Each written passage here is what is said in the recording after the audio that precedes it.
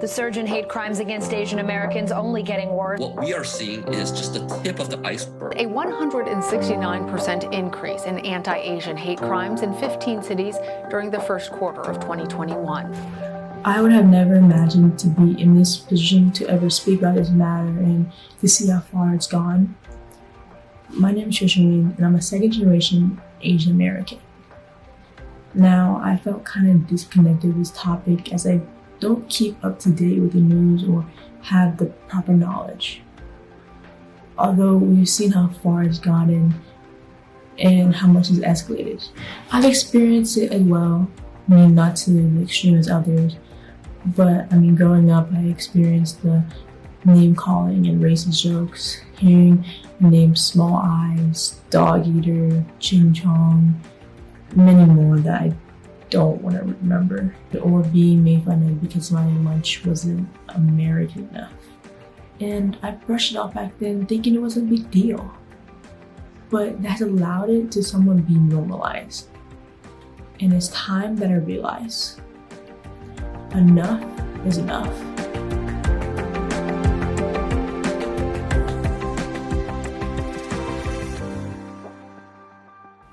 This is an overdue conversation that we all must have regarding anti-Asian hate.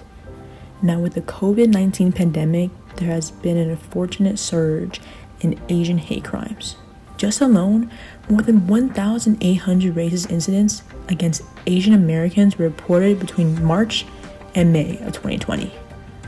We need to speak up about this matter as these assaults and verbal harassment become more common. But first off, how much do we truly know about Asians' existence in America? Now, despite Asians' deep history in America, we don't learn or talk about it enough. So, let's go back to history, where this all has started. It dates back centuries ago as Chinese immigrants came to America fleeing desperation and poverty in China. There was immediate outrage as these foreigners were associated with disease and hated for taking jobs. Despite helping build our very own foundation, there was the birth of the notorious Chinese Exclusion Act of 1882, closing all Chinese immigration. It was the first and only major federal legislation to explicitly suspend immigration by a specific nationality. It will worsen, escalating to violence through riots in the 1870s and 1880s. Race-fueled atrocities towards Asian citizens occurred especially during times of war. After the bombing of Pearl Harbor, Japanese Americans were arrested and detained without any due process. And just months later, an estimated 120,000 people of Japanese descent were taken to incarceration camps. Many incarcerated were second or even third generation Americans being naturalized citizens. Some even served for this country, but weren't considered American enough. There's so much more to cover with this complex and layered history. There are names that we don't hear enough about, like Vincent Chin. Painful. Tragic. Oh, hate crimes. Injustice. Sorry, who is that? Who? I actually have never heard of Vincent Chin. Forgotten? On June 19th, 1982, Vincent Chin, a Chinese American man, was beaten to death in Detroit, Michigan, by two men frustrated with the U.S. auto industry's troubles. Japanese companies were rising and they took out their anger on Chin. They served no jail time, becoming a turning point triggering Asian Americans to come together and stand up. During this time, they were also inspired by the civil rights movements. We will see a cross-cultural activism between the Asian and Black community, as we have gone through different experiences that aren't comparable, but we are linked. The realization of not being enemies and now standing together. So, to truly protect ourselves and others, we must face our prejudices and the core issues of systematic racism. Every minority has faced racism, discrimination, and biases. And it's all a part of the same larger issue that's played out again, into now, the present time. Kung Flu. You see the blood on her face, but she fought back. Pretty much fed up and kind of at the end of his rope, and yesterday was a really bad day for him. A 91-year-old man pushed in Oakland's Chinatown. It comes from China. Racist.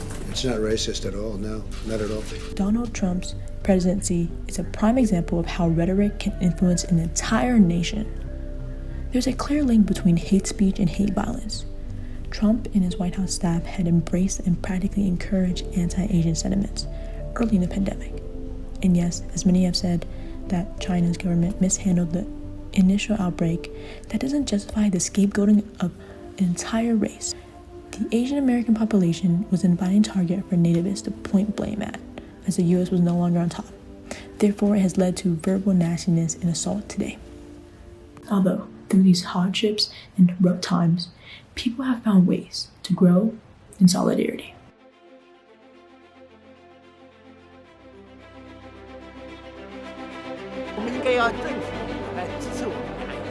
This is a call to action to everybody else who believes. Our response to these horrendous anti-Asian attacks won't just reflect upon our own history, but shape the future of America. As we now see, multiple factors have influenced the many issues Asian Americans have faced. So as we learn, educate, and spread the solidarity, we can stand up and speak up. The face of America is changing.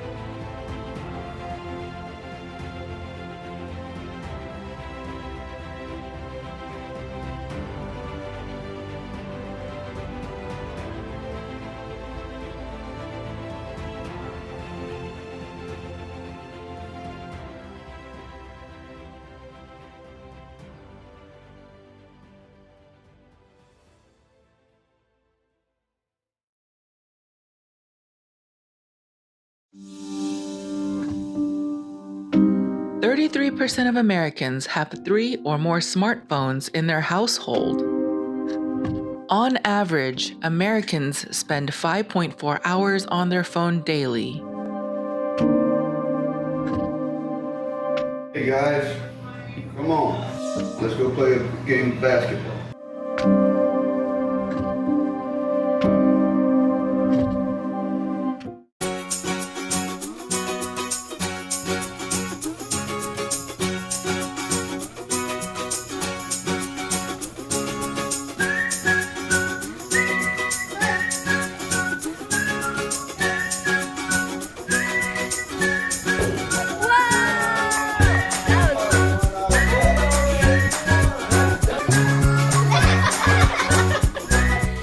For more information on managing screen time, visit screenstrong.com.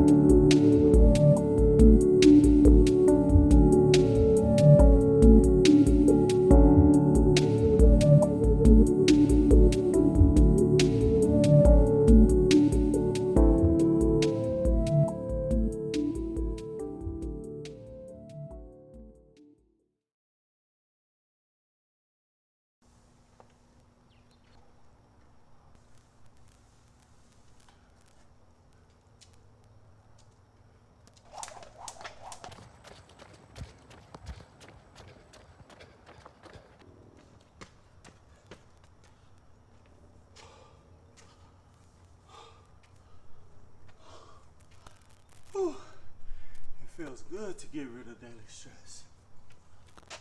Whew. Your health is your wealth. I hope this job doesn't stress me out today.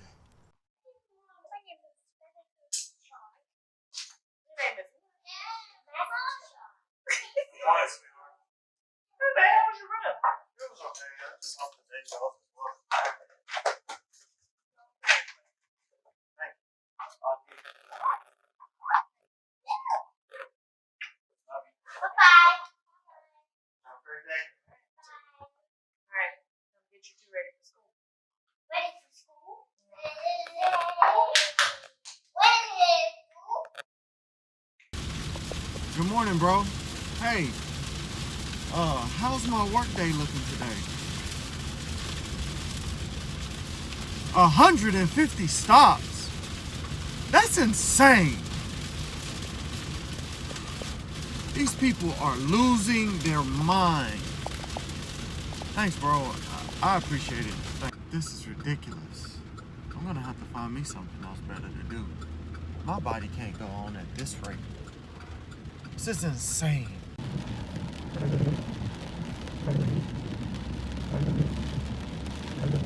Andy, the stop count is insane. Are you guys losing your mind? Ethan, what do you want me to do? The company is changing the numbers we need to meet, resulting in higher stop counts. It's okay. I know what to do about this.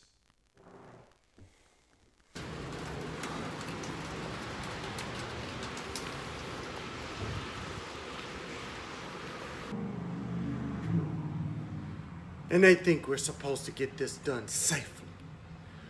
Ugh!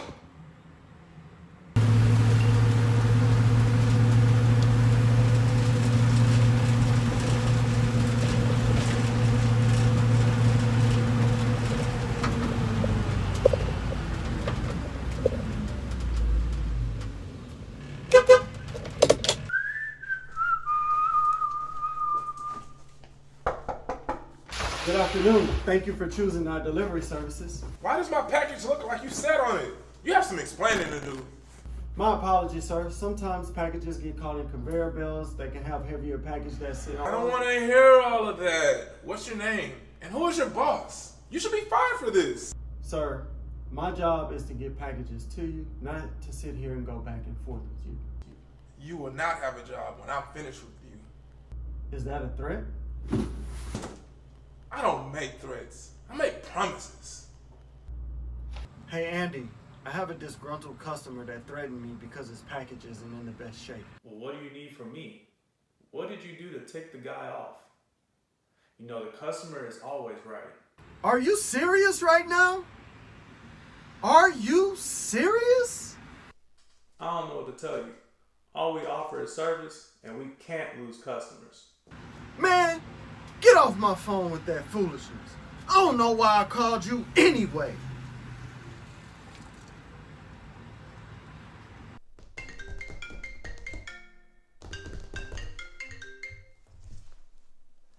Hello? Babe, I get to work and my day has been terrible. First, Andy, and now one of my customers. It's just too much. Okay. Babe, I know these things can really get you worked up, but I need you to calm down, okay? Yes, you're right. This is a stepping stone to get me where I'm going. Yes. Look, it's coming, okay? And when you get there, the work won't feel like work. Because you're going to be doing something that you're actually passionate about and what you were put on this earth to do. Thank you so much, sweetheart. I truly needed this talk. I love you. I'll see you when I get home. Bye.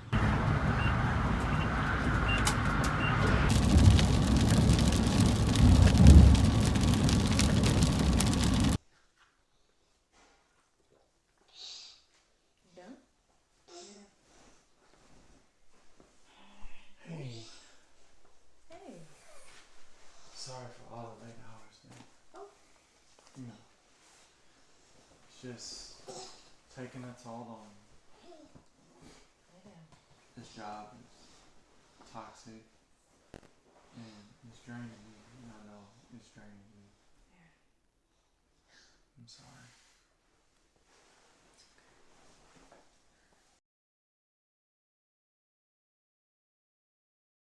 Do you want to learn Mandarin? Do you want to improve your Mandarin? Do you need Mandarin interpretation services? If so, I'm your man. Come join me at Great Wall Mandarin Services. I have realized it's a privilege to be able to speak more than one language. I have the passion to help you learn Mandarin and the culture. That's why I started Great Wall Mandarin Services. I have also been working as an interpreter for more than 5 years. Hi, this is your Mandarin interpreter number 1234. How may I help you today? I offer one-on-one for all ages and all level of experiences. Our schedule is flexible as well. You can choose to meet face-to-face or enroll in my online session. Today, we're going to talk about business greeting. Can't thank Andy enough for teaching me Mandarin. You really made the whole experience fun and easy. For more information on Great Wall Mandarin Services, please call or email Andy. 谢谢。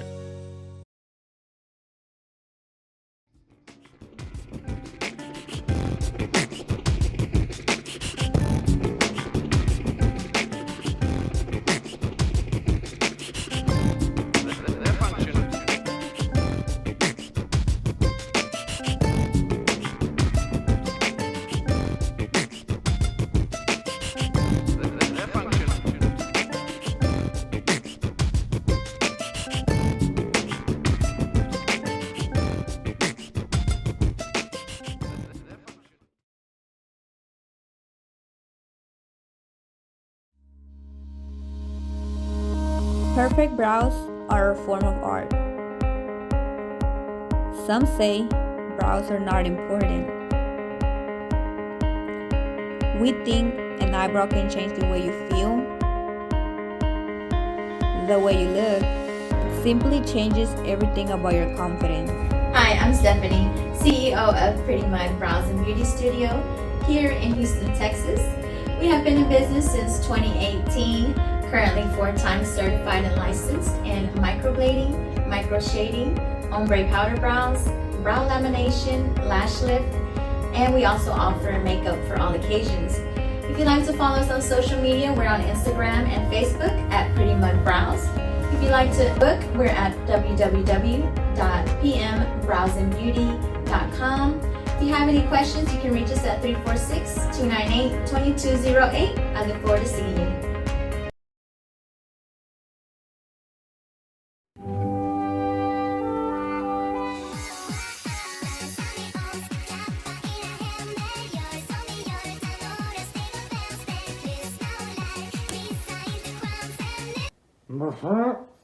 Dude, you still in bed? It's like 3 in the afternoon.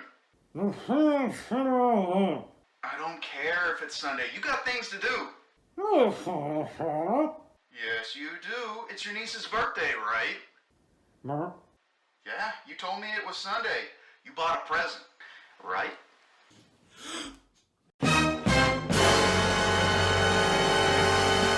By Celestia's flaming flanks!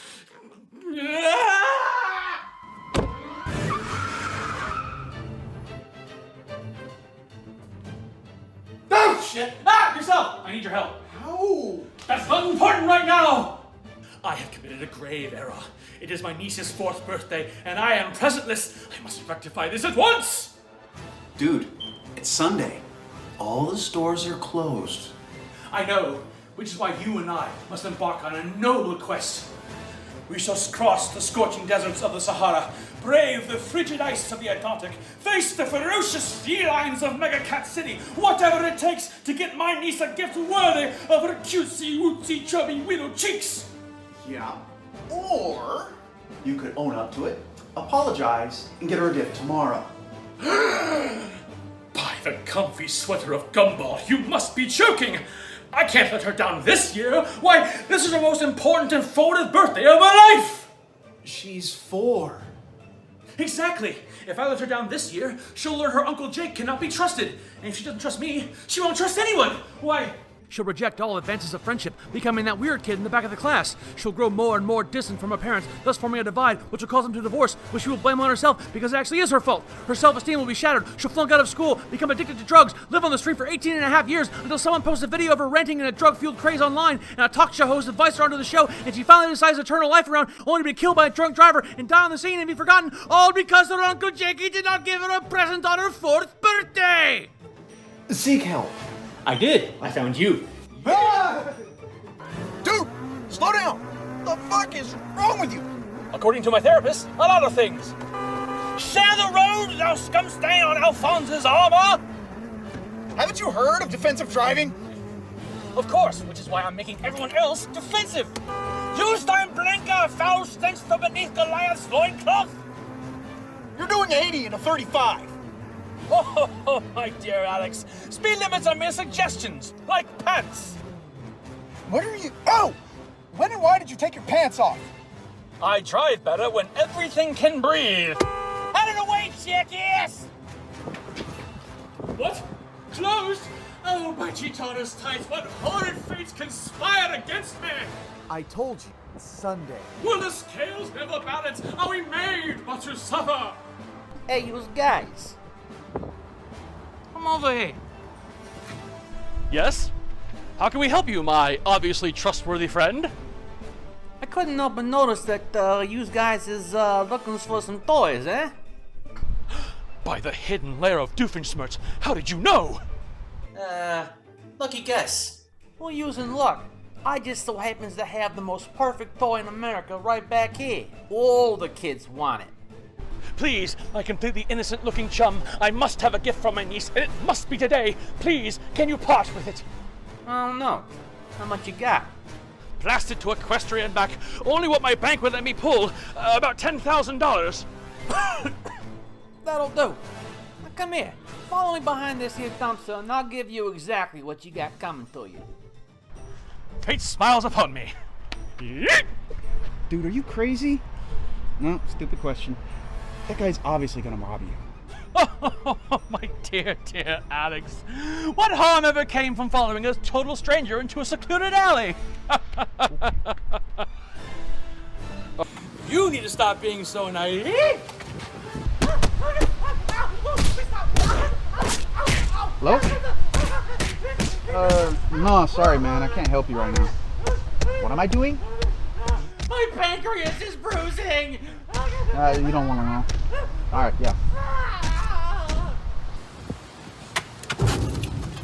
My faith in humanity has been shaken. Lewis, look!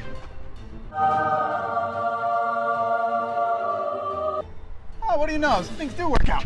Oh my God, what is that? By the dark shades of Bravo. Alex, do you know what this is? About 1,000 hours worth of MS Paint. Nay! It's a legendary 3-eyed, 4-horned, 17-and-a-half-fanged Cattywampus Jobbus Wonky, guardian of the most ancient treasures, or as the Spanish conquistadors called it, Questrinia Crete de las Muertes. Right, let's just slowly back away. Hey, wait, look! The beast is... it's calming! Why, it almost looks... sad. Of course. For how many years have men sought the treasure, yet none ever thought to seek the beast? It must be so lonely. Fret not, my friend. You shan't be lonely anymore, or I shall be your friend. Crap. Okay, so I'm gonna call an Uber. Call me never. Ow, my clavicle!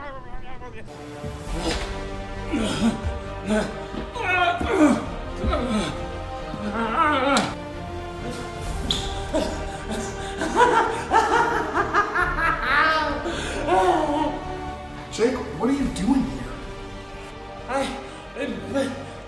Grace, birth gift! Grace's birthday is next week. What? She's turning 4. How have you not learned this yet?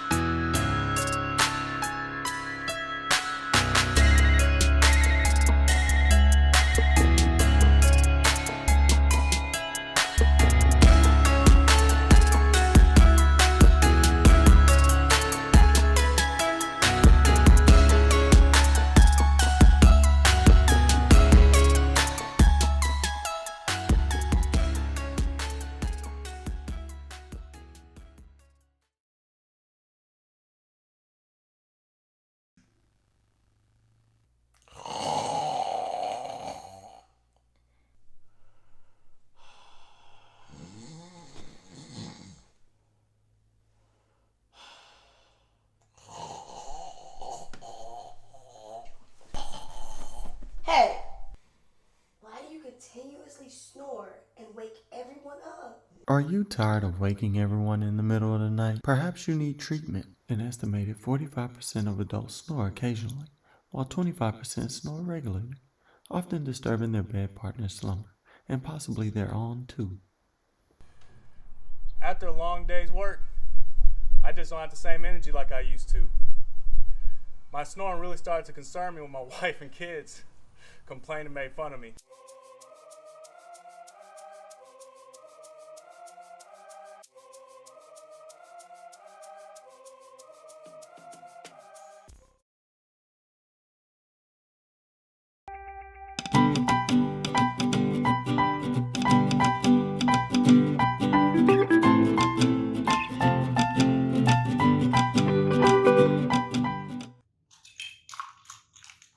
I love playing with you, Nora. I love playing with you, Chloe. Hey, that's my toy! That's mine! That's mine! Hey girls, please stop fighting. Let's learn to be nice and share with each other. Okay. Sorry. I'm sorry. Hey guys, I have a great idea. Why don't we play a game of treasure hunt? I have prepared some clue for us to look for. Why don't we go to the garage and look for the first clue? Come on guys, let's go. Let's go. Come on guys, follow me. Okay. Let's look for the first clue. Guys, let's look around. Okay. Yeah, let's start looking around. Where is What are we doing this, Dad? You will see it's a surprise. But I can't find it. The first clue. Do you guys know what item do we usually use to roast a marshmallow? Do you know which item? The fireplace!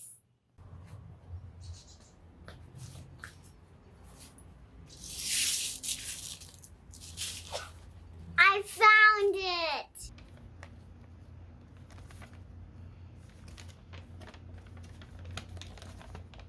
Where is the place that when you push each other, you can go higher and higher? You can find that at the playground. Let's go to the playground. Yay!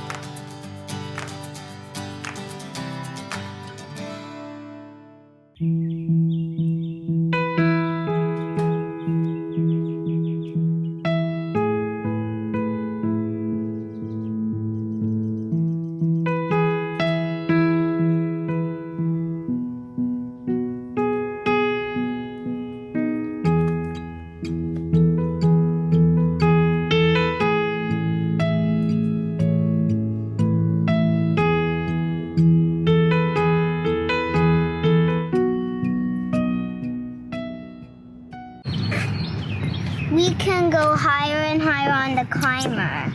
But we can't push each other. I think it's the swing. You're right. Let's go to the swing.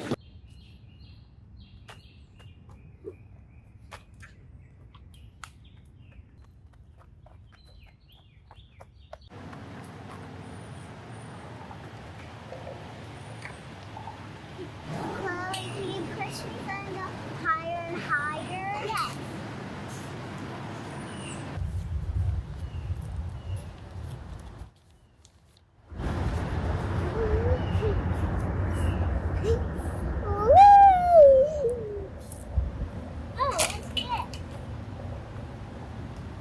You guys will have to do a three-legged race to a place where we might receive our delivery daily.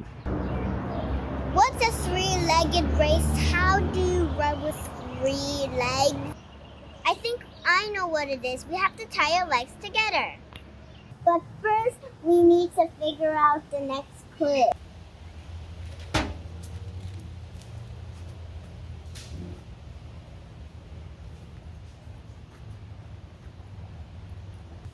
I think I got it. It's the mailbox.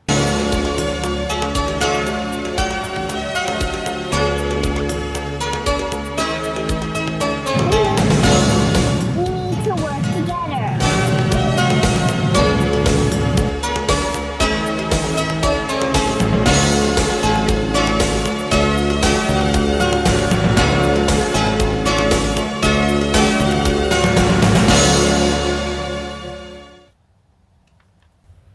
Great job, girls! I'm really proud of you guys. Here's the next clue to the treasure hunt. What's something that's sweeter when you share it together? It's both your favorite food. It's ice cream!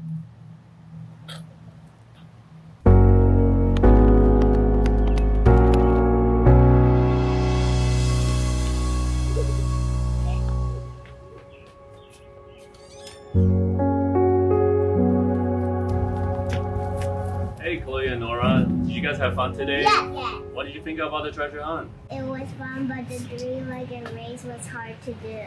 Hey, Chloe and Nora, do you know how lucky you guys to have each other? You get to grow up together. It's your friendship and sisterhood you get to share together. That's more important than anything else you can ever buy. No matter what happened, you'll always have each other. Just like today, in the playground, you get to challenge each other, you get to resolve conflict, and you also get to lift each other up like you play on the swing. And then you resolve the conflict, overcome the obstacle, just like how you guys work when you run the three-legged race.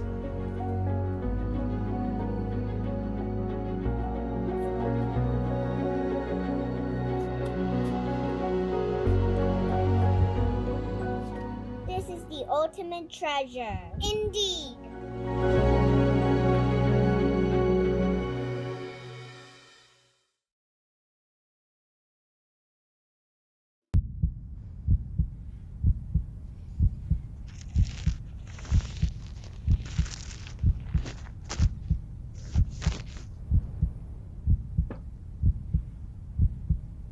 Hey, you want some cake?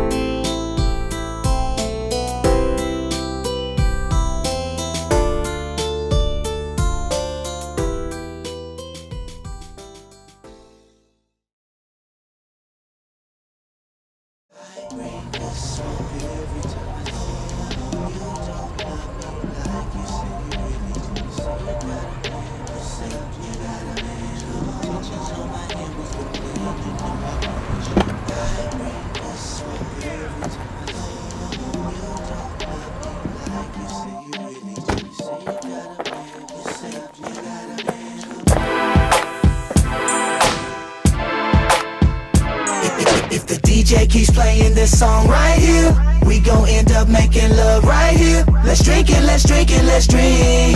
Let's drink it, let's drink it, let's drink. Cause you ain't got a man to go home to, and I ain't got a girl to go home to. Let's drink it, let's drink it, let's drink. Let's drink it, let's drink it, let's drink. Walk up in the club like I own this hoe. Tell that bad bitch all drinks on me. She see that my neck and my wrist is froze. Can I get a peek in the VIP? We only got one night to do the thing that we came here to do. So DJ keep playing our song. Live it up, girl, all night long. Let's drink and drink on. One more shot and then it's on. I got my Benz outside with my friends outside. Bring your friends outside, let's roll. Tell her hop inside. When she hop inside, she can catch this ride to the mall.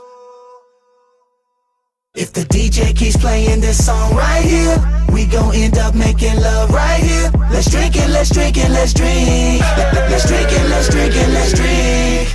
Cause you ain't got a man to go home to, and I ain't got a girl to go home to. Let's drink it, let's drink it, let's drink. Let's drink it, let's drink it, let's drink. Making me sweat like a sauna. This cup I'm drinking on giving me visions of Tijuana. Okay, mama, no choking, smoking no good marijuana. Take another to the head, use a gonna. She feeling my vibe, I'm feeling the grooves. Right on time, nothing but chest moves. Who I know that body tight, get her home, let that mind loose. JM saved her, I swooped in with the great boost. Okay, pour another shot, bang bang, get faded. Now she having thoughts of seduction, she so sedated. Call me daddy, cause she treat me like I made it. I'ma name Brandy, better yet engrave it. Whip, black slavey, no patience. Everything she do, I'm craving, it's amazing. I just came to bless her with the real in the club. It's better to give, I just caught a deal in the club. If the DJ keeps playing this song right here, we gon' end up making love right here. Let's drink it, let's drink it, let's drink. Let's drink it, let's drink it, let's drink. Cause you ain't got a man to go home to, and I ain't got a girl to go home to. Let's drink it, let's drink it, let's drink. Let's drink it, let's drink it, let's drink. As I sit back and watch you drink every swallow, with every bottle, I feel your sorrow. Tell me who lied, tell me who cheated, tell me why. You rather tell me I'm like every other nigga that tried to become your nigga. Nigga buy her a drink, let drink, let drink, let drink. Shot. Let drink, let drink, let drink. Stop. Now drink and sip, now drink and sip, now drink and sip and tell me how you feel. Tell me what's real, tell me that shit I wanna hear. Like, fuck them other niggas cause I'm down with this nigga. Fuck them other niggas, I'ma ride for this nigga. I been Hennessy sipping, coke mixing, I'm telling y'all. Let's drink, let's drink, let's drink, let's drink, let's drink, let's drink. Pull up on me, pull up on me, pull up on me. You better drink, these drinks free. If the DJ keeps playing this song right here, we gon' end up making love right here. Let's drink it, let's drink it, let's drink. Let's drink it, let's drink it, let's drink. Cause you ain't got a man to go home to, and I ain't got a girl to go home to. Let's drink it, let's drink it, let's drink. Let's drink it, let's drink it, let's drink. Yeah, baby, ain't nothing for a player. So let's just slow it down and get it screwed up tonight. Pull up.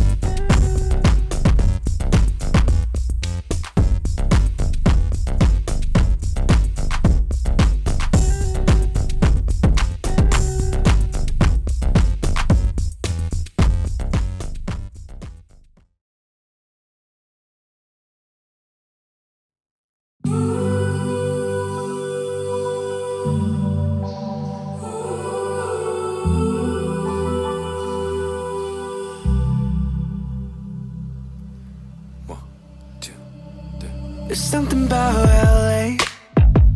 It took away the strain. My life's been kinda cray-cray, like an ongoing train. 我写了很多情歌，也唱了很多演唱会。当我需要证明别的，用音乐记录我是谁。开始车声唱歌 in LA， 沿着海散散步无所谓。突然间，一瞬间就不知不觉，不知不觉的拥抱着所有的错与对，忘记了这世界谁说谁，我们都应该这样有效替代愤怒伤悲。It took away the strain. My life's been kinda cray-cray, like an ongoing train. 10000公里的飞跃，谁来听我的演唱会？但我自由我的音乐，降落的终点是起点。开始车声唱歌 in LA， 沿着海散散步无所谓。突然间，一瞬间就不知不觉，不知不觉的拥抱着所有的错与对，忘记了这世界谁说谁，我们都应该这样有效替代愤怒伤悲。我只想对你说，无论多久，我在你左右，只想对你说。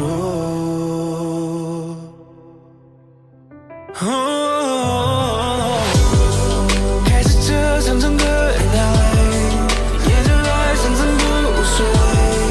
突然间，一瞬间就不知不觉，不知不觉的拥抱着所有的错与对，忘记了这世界谁说谁，我们都应该这样有效替代愤怒。There's something about LA. There's something about LA.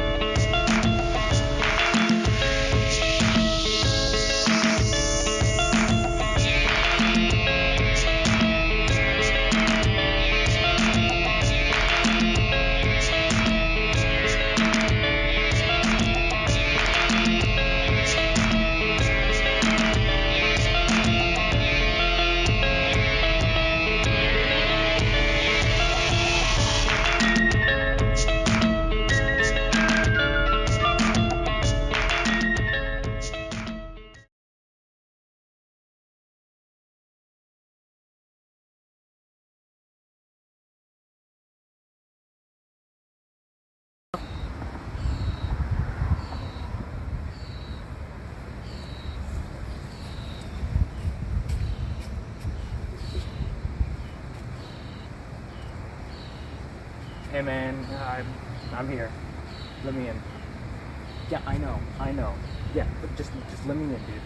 All right.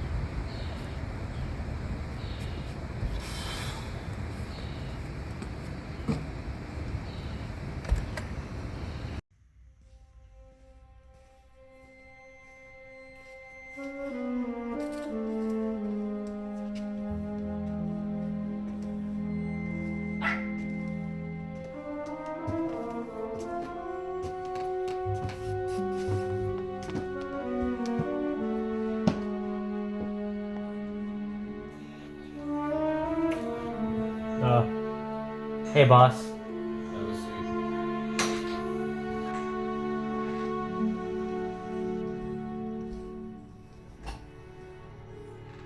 Oh, mind telling me what happened with your last endeavor? Okay, I know I got messed up, but it wasn't my fault. I didn't know those guys. How was I supposed to know those guys were there? That was Terry was supposed to be on watch. It's his fault. See, son. you've been working for this family for quite a while now. Yes, sir. I'm very proud of it. But I gotta put my best foot forward. You've been making me a lot of losses. And I don't like losses. Whoa, sir. There's no need to get out of hand. That's a little too much. We can talk this out. I'll do anything. We can make this up, alright? You don't gotta bring out the gun. I know I'm messing stuff up, but just don't kill me. Alright, I'll do anything. Please, just come on, man. Do you know how much money you owe? Do you know how many drugs you've wasted? Not that much, let's be honest, alright? Get me back my drugs. No money. You know who got it right. Kill him.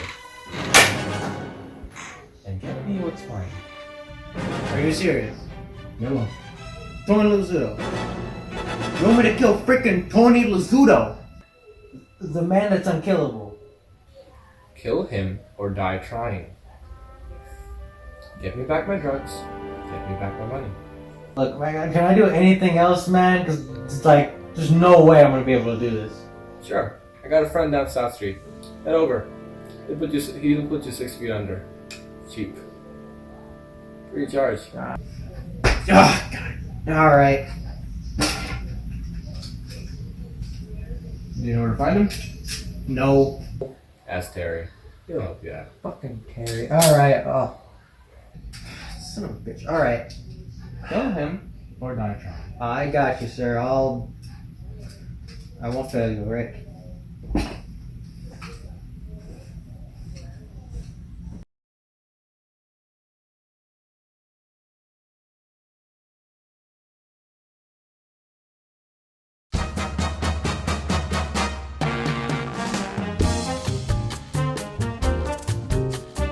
There are many ways to be a good husband.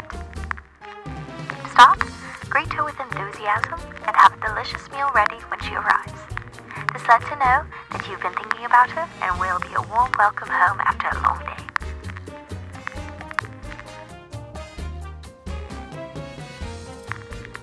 Make sure to stay out of the way when she's busy. After all, she's working hard to support the family. Always practice good hygiene. Make sure to maintain your figure. It's important to present yourself as a well-kept husband. Lastly, make sure everything at home is in order. This will make her feel relaxed. The evening is about her and her comfort. And remember, a good husband always knows his place.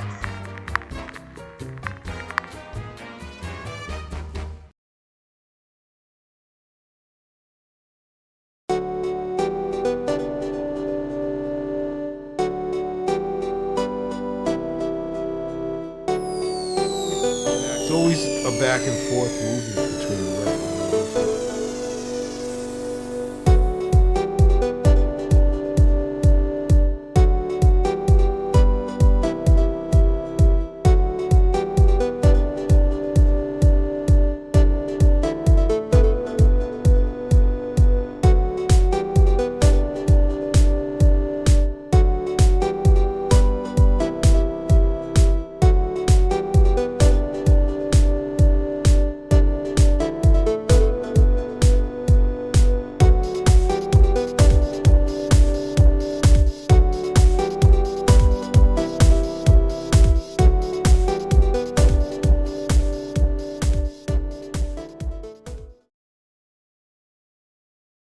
Welcome to the Healthful Vegetarian, sponsored by Organic Farms of Texas, where your cells begin a healthful life.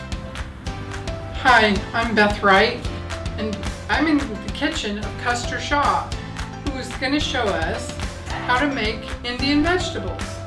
Which is very healthy food and reasonable price. Very good. What part of India is this recipe from? They're using everywhere, every single state use this recipes. So we're going to learn the way that you would do it in Mumbai. Yes. We're going to make it here. Cauliflower, potato, tomato, onion, and the frozen peas. We're going to use the pan with the lid. Okay. And we're going to add 2 tablespoons of oil. Okay. And we'll cook on the medium heat. Okay. So, should we begin? Yes, I'm ready. All right, let's do it. Let's do it. Dumping now the mustard seed. See they're popping? See the popping? And so now I'm going to add the cumin seed. Now we're going to add 2 bay leaves.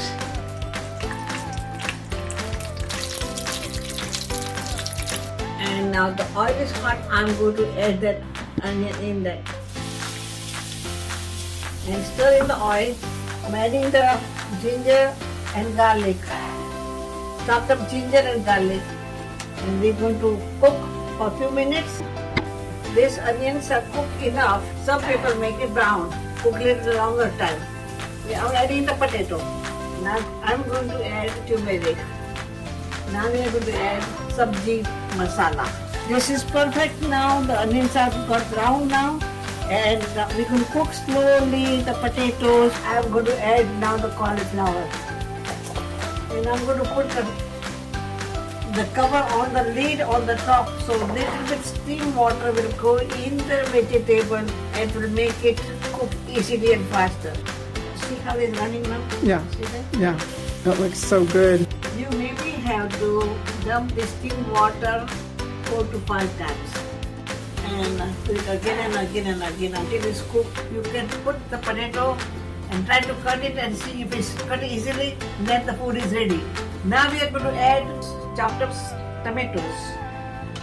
Now we are going to eat the peas, half cup of peas. That looks pretty. I'm ready to eat. Now I plate it and I'm going to garnish with the cilantro. And come on over to eat. So here we go. This is an Indian vegetable and you enjoy it. Yay, thank you so You much. can make it and invite me again. I will.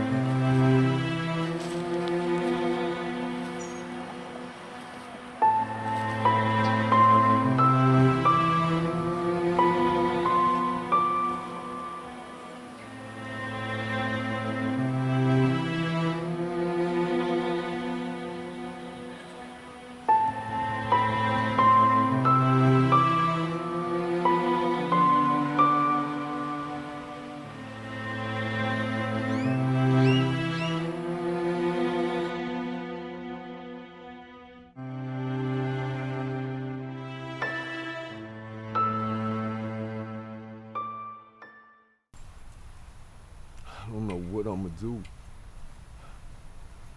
You were there in my best moments. When I was happiest. When I celebrated. And you were also there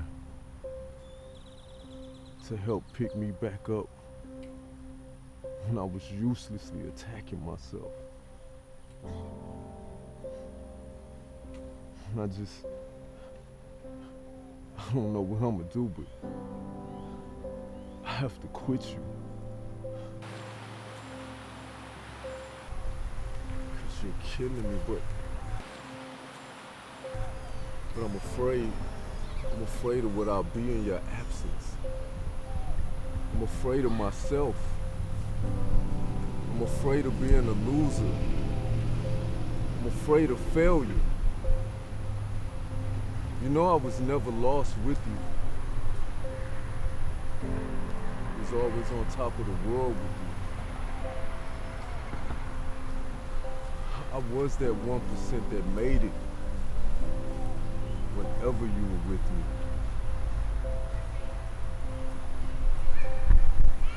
Hell, I was a conqueror like Alexander.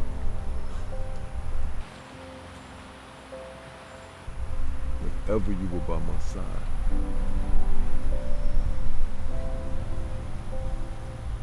But with you gone, what will I be? I'll revert to that same pathetic, sad sap, always constantly in my head, searching for validation. You know, with you, I never needed validation for anything. I just did it. I just did it and didn't think twice. And I never regretted it.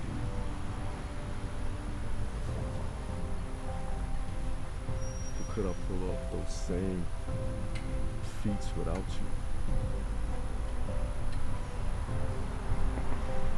Could I be that same majestic stallion without you?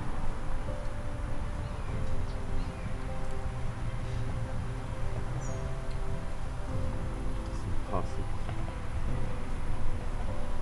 I know what I'll be.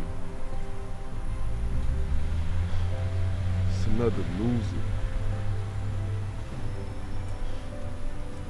Another fool that fits that mold. Maybe I should just accept that. Maybe I should just have you in my life, even if it kills me.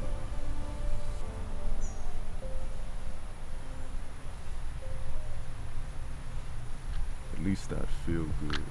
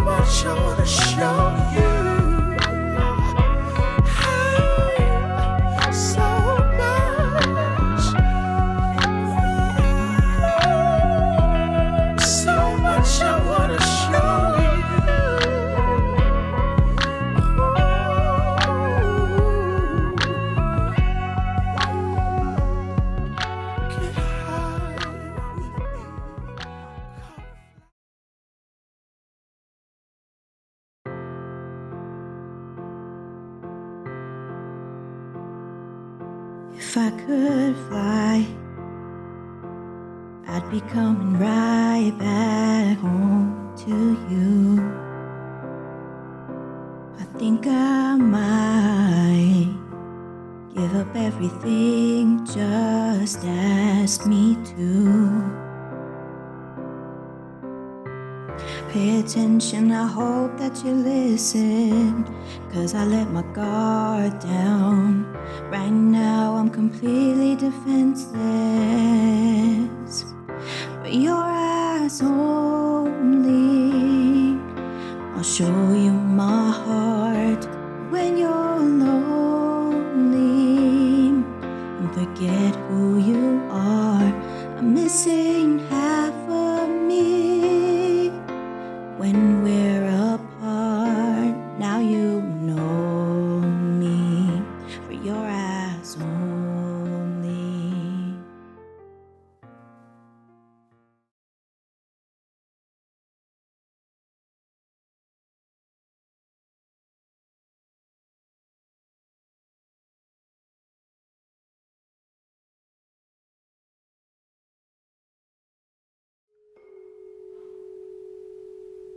Do not stand at my grave and weep.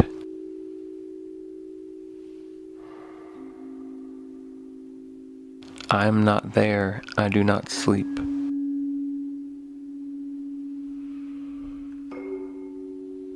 I am in 1,000 winds that blow.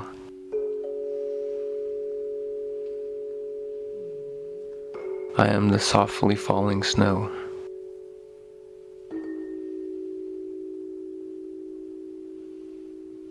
I am the gentle showers of rain.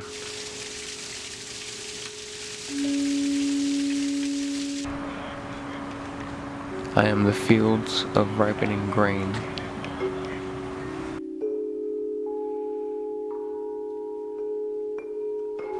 I am in the morning hush.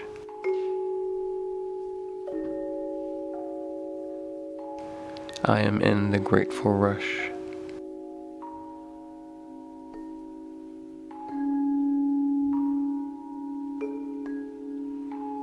Of beautiful birds in circling flight.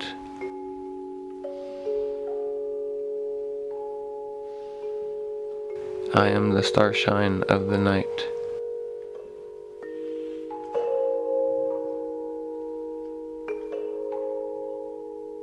I am in the flowers that bloom.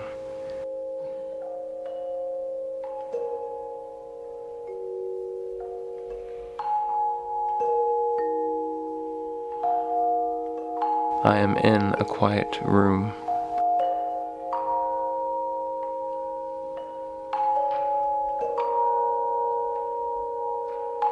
I am in the birds that sing.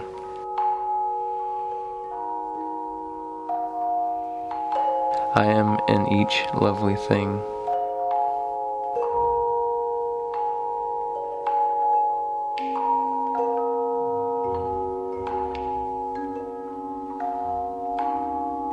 Do not stand in my grave and cry.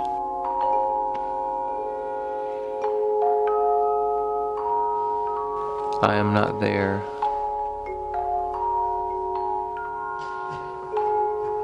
I do not die.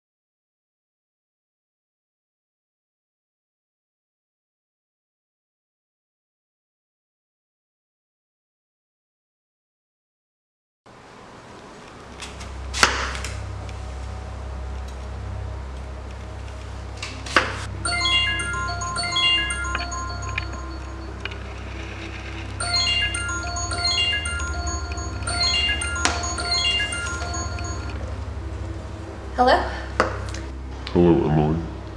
Hi, who is this? Just an old friend. How old are we talking? We were close friends when we were little. I moved around a lot, so I'm sorry if I don't remember you. When was the last time you got back in the water? Excuse me? Who is this?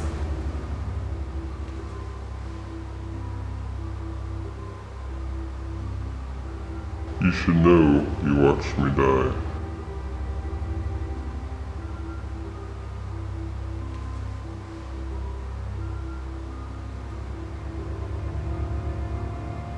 When was the last time you got in the water, Emily?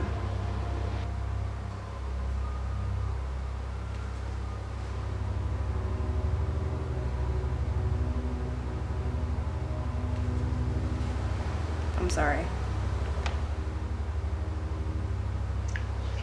You watched me die that night. I'm sorry.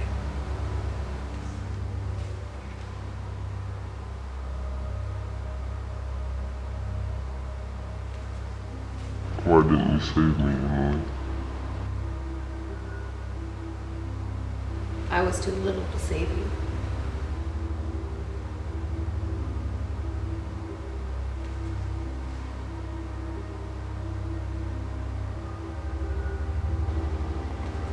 You could have called out, you could have screamed, but you did nothing.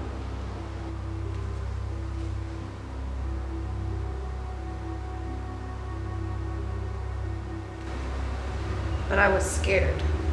No, you wanted to watch. You wanted to watch me die.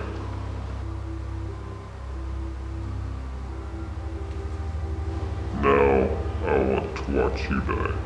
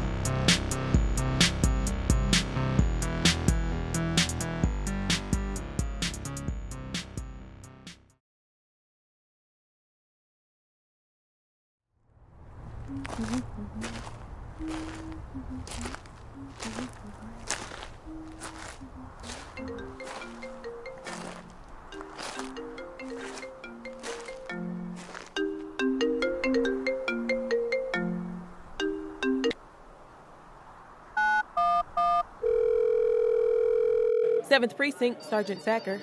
Hello? I called you before. About the man who keeps calling me? You again. Ma'am, we've been over this before. It's just some dumb crank call. No! I know he's out there somewhere. Out where? In the neighborhood. He's been watching me. Did you see him? No. Then you're safe. If he wanted to hurt you, he wouldn't be calling you. Please, can't you help me? Okay, hold on, let me get my paperwork. We'll have to fill this out so the patrolmen know what they're looking for. It's just basic details of the situation. First off, what's your name? Jill. Jill Johnson. It's nice to meet you, Miss Johnson. We will have all of your details on file if this guy calls you again. He will call me again. I know he will. Okay, calm down. I can alert the phone company so that if he calls again, we can try to trace the call. If the guy calls again, try to keep him on the line for at least a minute or so we can trace the call. But he doesn't stay on that long. Sometimes he just hangs up after a couple of seconds. Jill, the most important thing right now is for you to relax. There is no reason at this point to consider the caller dangerous. We've got patrolmen cruising the area all night long, and the caller hasn't done anything that would cause you harm. I need you to stay calm, please. I have a couple more questions for you. What's your phone number? 555-0672. Good, that's good. I'm writing that down. I will make sure to get this over to the phone company for them to set up the trace. My last question. What's your address? 3317 Oakrest Drive. I know exactly where that is. Rest assured, we'll be watching your line and patrolling the area. You have nothing to worry about. Call again if there's any problem. Stay safe and good night.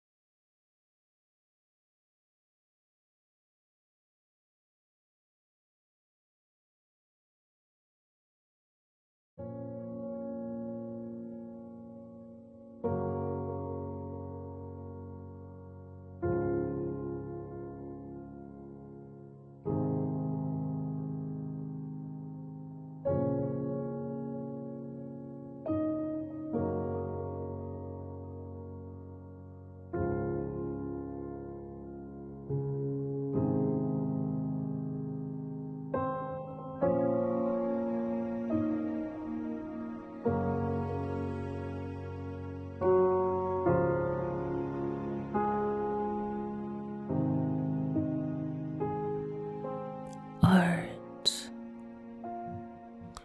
my port of safety and relaxation, where I pour out all my love and creativity, where depression, pain, tears, anger and frustration don't touch me and put me in the dark. Art. I love the feeling of paint running through my fingers, to see the bristles of the brush overwhelmed with paint, to put the finest details, to combine colors to many think to go together, to create intricate shapes. Art is not an invincible beast with 7 heads. It's not that hard to create. Art tells stories, brings visions and thoughts to life. Art is beautiful, something magnific. So grab a brush and slap some paint on a canvas. Set your mind free.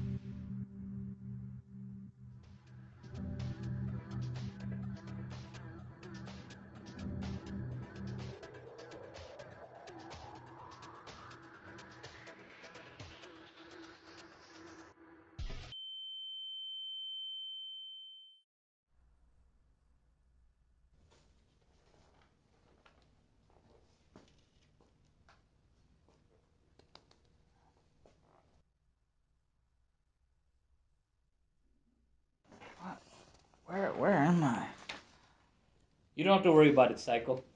Psycho, what the fuck? Where am I and who are you? You're here because we found a body. A bloody one. Along with your DNA. All around the goddamn area. If I were you, I would start praying for all the devil that you worship. Hey. Not him again. Can you please leave my client alone? Alright, I'm leaving. I need that. You can leave it over here. I'll let you chit chat with your psycho here. Hello, Jim. My name is Benny, and I'm your lawyer. Your guardian angels have sent me to help you out. If you cooperate with me, I will get you out of this shit show. Just do whatever I say, and just keep your mouth shut.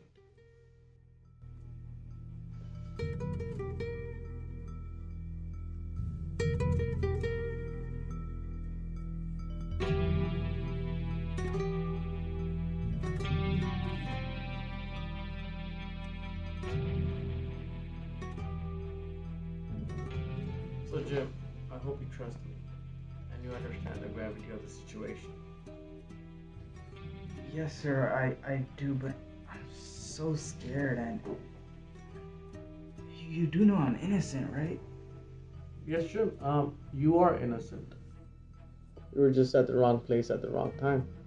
If you cooperate with me, you'll be out in a second. Till then, I just want you to sign this paper for me.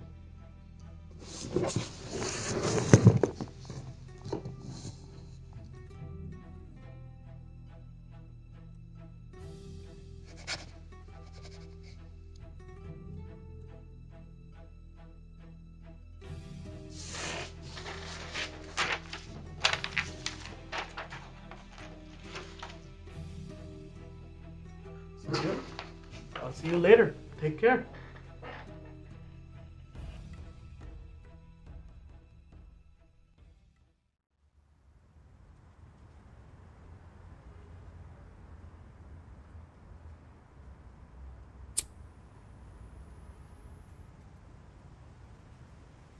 So, how long is he gonna be in for?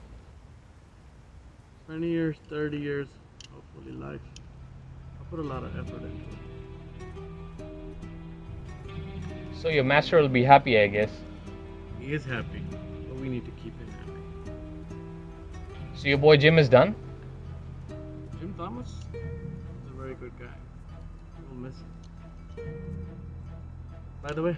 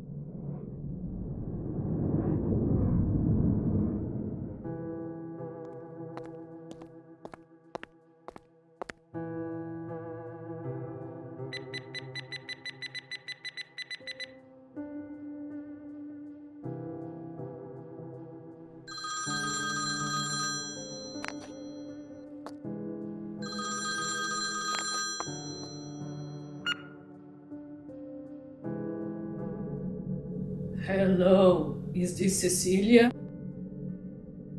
Hello, who is this? I'm you calling from the beyond. What? You are gonna die tomorrow. Are you joking? That's not a joke. I'm you. Yeah, right. No, I'm not joking. Who's talking? Is this serious? I'm you calling from the beyond. I'm you. Believe me. I'm you.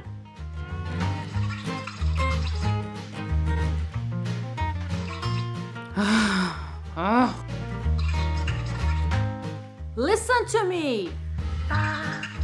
You're dying tomorrow. You need to hear me. Come on. I'm here to help you.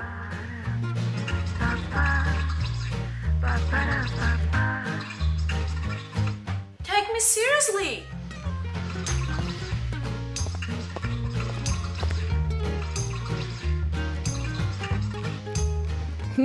Yeah, sure. And I'm also gonna win the lottery, right? Hear me out. This is not a prank. You are dying tomorrow.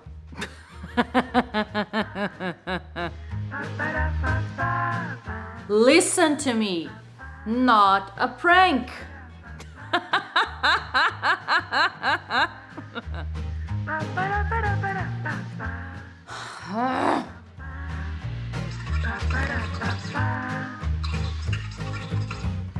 You wanna know? You know what? Just die. Whatever. That was fun, but I have to work, okay? Bye.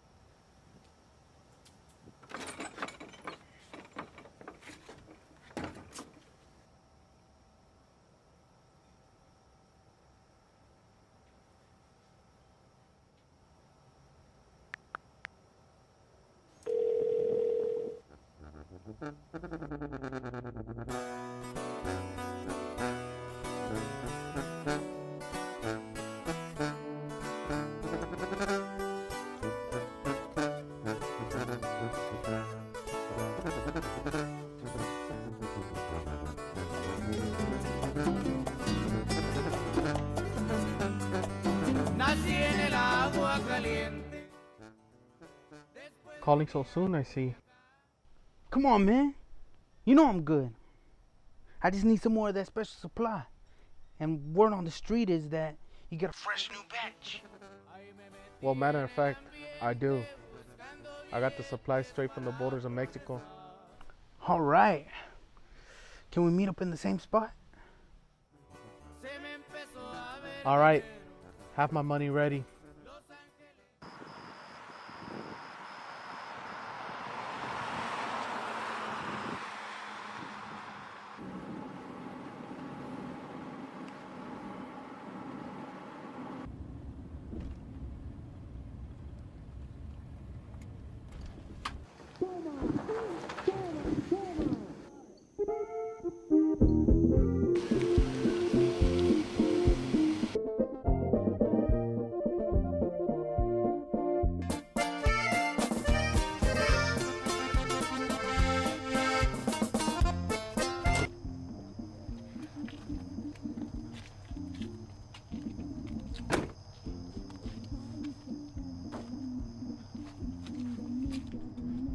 Hey man, you got the goods? Why else would I be here?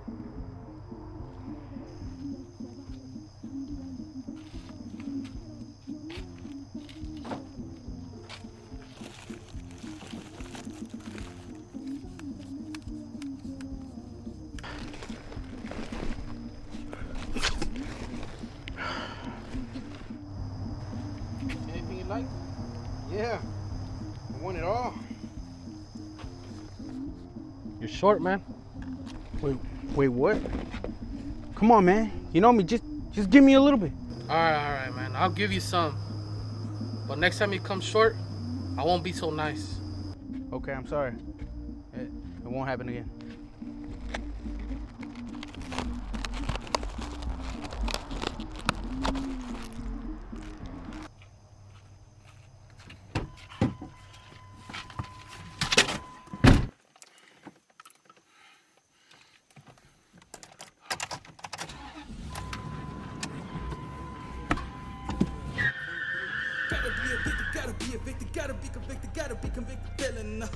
Gotta put bodies in the bag, this drug dealing, it's the only way. Oh no, sick and tired of the same cookie cutters, trying the hardest just to say a word. Maybe should've stayed at school for sure, instead of selling dope at the school.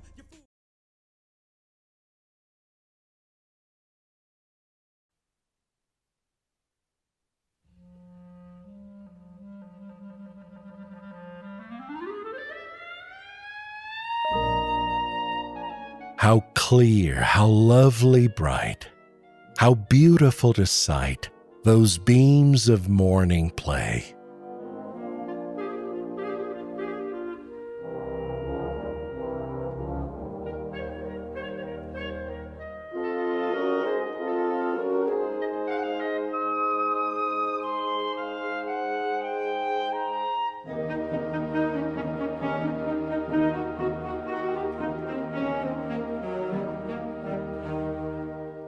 How heaven laughs out with glee, where, like a bird set free, up from the eastern sea soars the delightful day.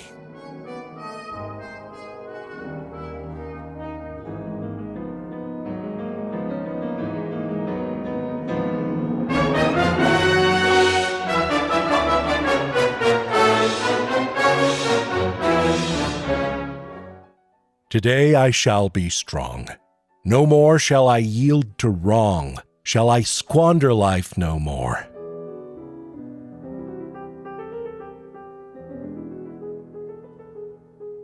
Days lost, I know not how, I shall retrieve them now. Now I shall keep the vow I never kept before.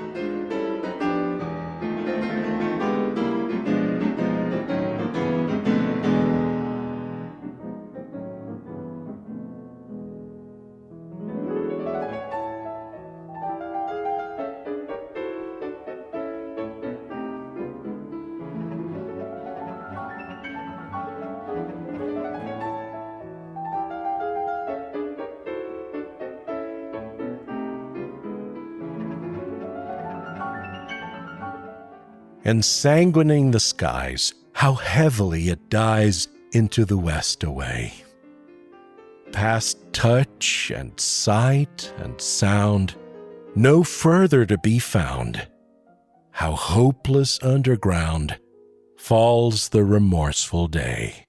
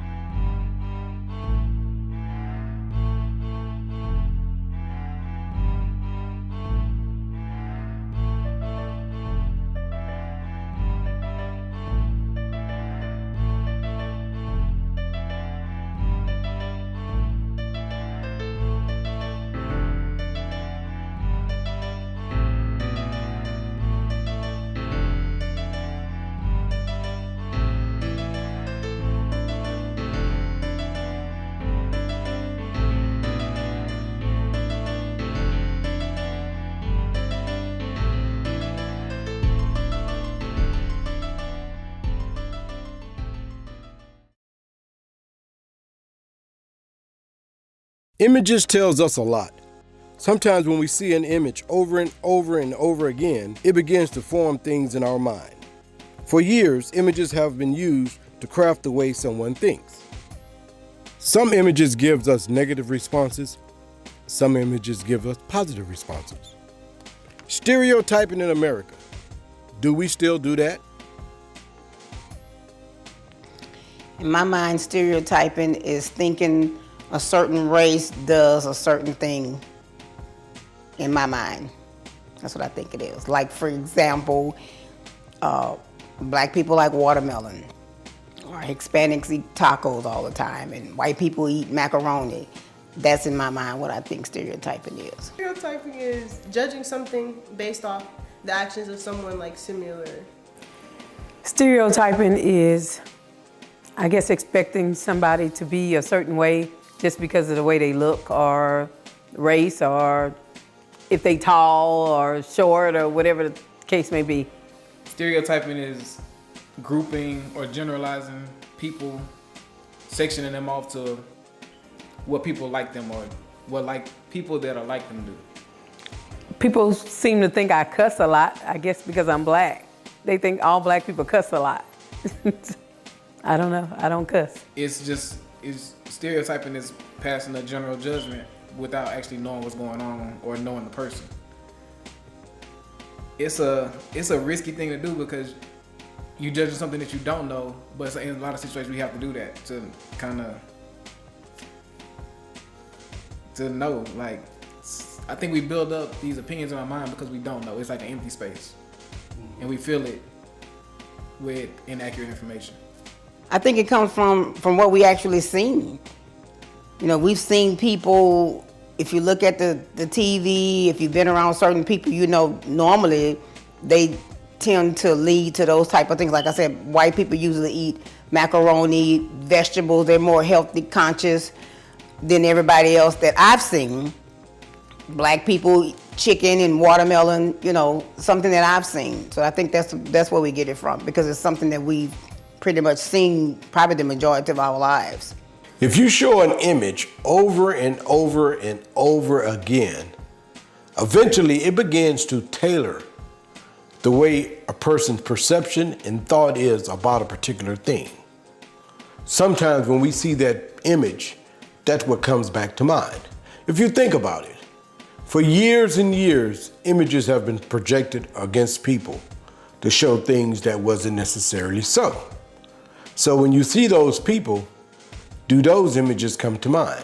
African Americans in blackface were seen as people who stole, who were lazy, who were ignorant, who could not be redeemed by education or freedom. It's overdue for people to really be aware of its history, and it's not neutral, it's not simply a costume, but really tapping into this larger history of dehumanization.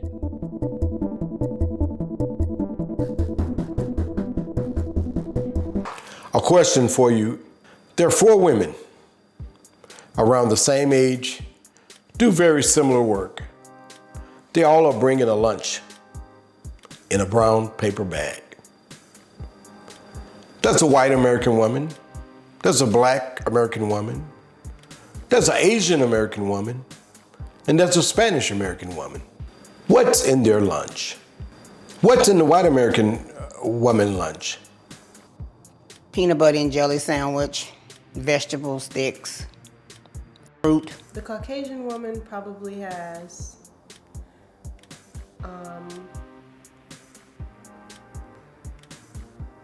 like roasted carrots and boiled chicken, rice or something. Probably a salad. Some coleslaw, some type of meat that's not seasoned well, maybe a salad with not so much variety of fruits and vegetables, some ranch. What's in the Asian American woman lunch? Rice, vegetables, soup. The Asian woman probably has a big box of lunch. A Beto box. She has rice, maybe some teriyaki chicken, some fresh veggies, some fruit. Yeah. Probably some noodles or rice. I don't know, shrimp. A meat, probably chicken. Some rice for sure. Yeah, just chicken and rice. What's in the Spanish American woman lunch? Burritos, tortillas, rice, beans. The Spanish woman has maybe beans and rice and tortillas and avocado and pico. Tacos or burritos, tamales. Got chicken and rice too. But she might have cilantro rice or Spanish rice, or she probably got more fruits and vegetables, tomatoes and avocados or something. And What's in the black American woman's lunch? Barbecue, fish. I mean, it could be a variety of things in the black person's bag because we eat a variety of things. Food is probably fried with a starch. Fried chicken, greens, cornbread, you know. So, was all those answers just based on stereotyping? I mean, yeah, but it's also true in most parts. The African American woman probably has leftovers, some baked chicken, some green beans, maybe some macaroni or something. Okay, and why do you think that's what's in your lunch?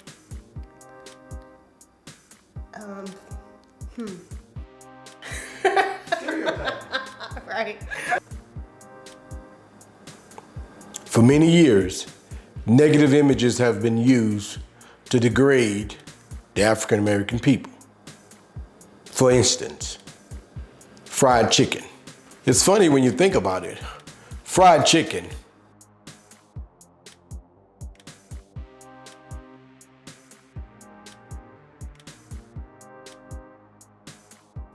As for what's in the lunches, what do you think they're bringing? Why don't you ask your African American, white American, Spanish, or Asian American friends what they bring? We're not just fried chicken. We eat a variety of things. And about fried chicken, I just think it's an American thing now.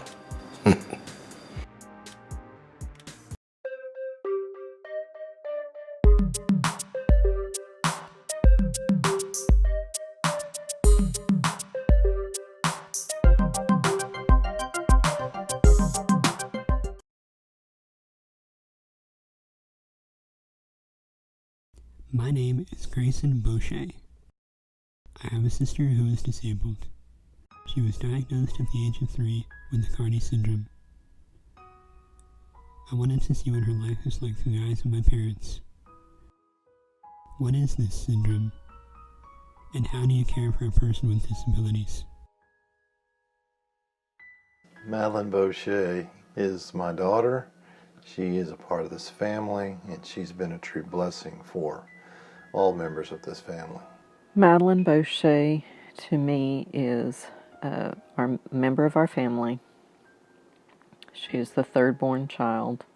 I had an idea about her when we first had her, and she was first born, before she was diagnosed, of her being like me, like her father, all sorts of dreams. And then after her diagnosis, I realized that I would have to create who Madeline Boucher was. We had to learn how to take care of her because she's nonverbal, so she can't tell us what's wrong. We had to figure out what her needs and wants were based on the sounds that she makes, or what she does with her eyes, or the positions we know that she likes. Being that she doesn't have purposeful movements either, so we had to make sure we were able to reposition her where she's not in any pain and things like that. So it's been a learning experience over time, and she's now 21 years old, so we've had a long time to practice it. Cardi syndrome was described to us as a neurological syndrome, and it is marked by about 5 factors or components, and the main component being seizures, uncontrollable seizures. And so it's seizure activity It's maybe an absence of the corpus callosum that divides the two hemispheres of the brain. It is skeletal deformities, so scoliosis is very typical. Extreme developmental delays. And what we have come to learn is deformities or malformations on her optic nerve. Well, Madeline's diet is different than the normal child. She doesn't swallow or chew her food very well, so we have to most of the time either mash or put it in a blender and get the consistency much softer. But luckily, we're very thankful for this. She does eat off a spoon, and she does drink out of a kind of a sippy cup for her liquids. Transportation for Madeline is very good now, being that we have an adapted wheelchair van that it's a rear entry wheelchair accessible van.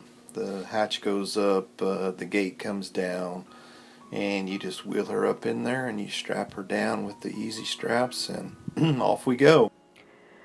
Madeline communicates by noises, sounds, grunts, maybe heavy sighs. But as you get to know her, then you know that she communicates by movement, like she'll pull her hands back or her arms back, or she will turn her head to attend to something when she has a favored side. And so when she turns her head to the other side, you know that she's really, wanting to pay attention to something. Now that you know what this syndrome is, and how parents care for children with disabilities, I hope that you will take that knowledge and use it to not look down upon those with disabilities and treat them the way that you would like to be treated. First of all, it's not the end of the world. It may feel that way, but it isn't.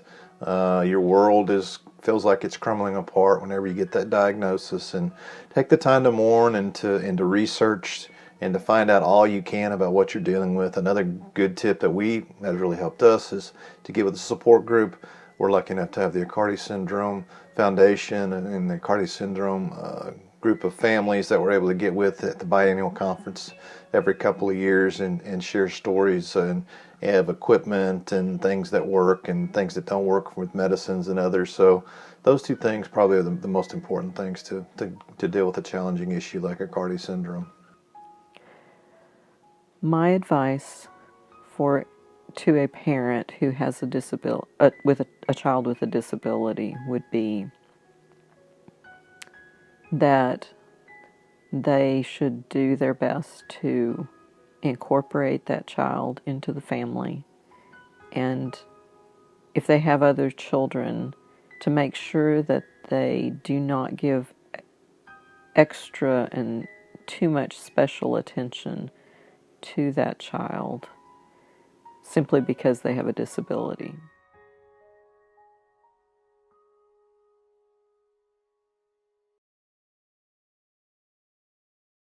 Going for steals. Here are the rookie, the 20-year-old.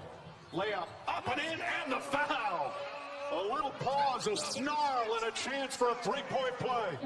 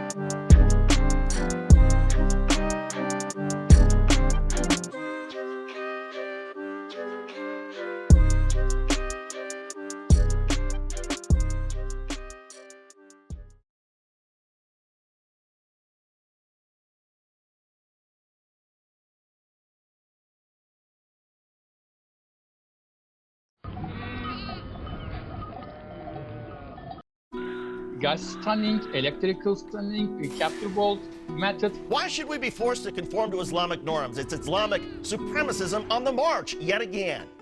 One doesn't necessarily have to be a Muslim to benefit from the information that Islam presents. We have to be merciful to the animals, right? We don't necessarily have dominion over them. You can't claim that the quickest way could be the best way. I am Mehmet Yardımcı, Associate Professor and Academician in the veterinary science area. The part of the body that perceives the pain is the brain. They use electric shock, they give electricity to the brain. It causes paralysis in the body. The animal cannot be able to move or react to anything. My name is Moreb Shahrur. I'm a father of 4 children. I live here in Houston, Texas. We use halal meat because we are a Muslim and we believe that the halal meat is more healthy because when they slaughter the animals, is given more mercy. It's higher quality meat altogether, right? The number one difference is that, you know, we're supposed to care for the animals at a higher level. The blood itself is a good medium for microorganisms, for example, for bacteria, viruses, and other microorganisms. In the better methods, we take the blood out of the body. All of the blood is removed from the animal. So you're not eating anything that's sort of filthy in that sense. When you cut the throat, in let's say 3-5 seconds, depending on the species of the animal, it becomes unconscious and then loses its sensitivity. Before you even, you know, sever these arteries, you recite the name of God, because again, you know, it's about intentionality, it's about perspective. بسم الله let's sit down. بسم الله الذي لا يضر مع اسمه شيء في الأرض ولا في السماء وهو السميع العليم.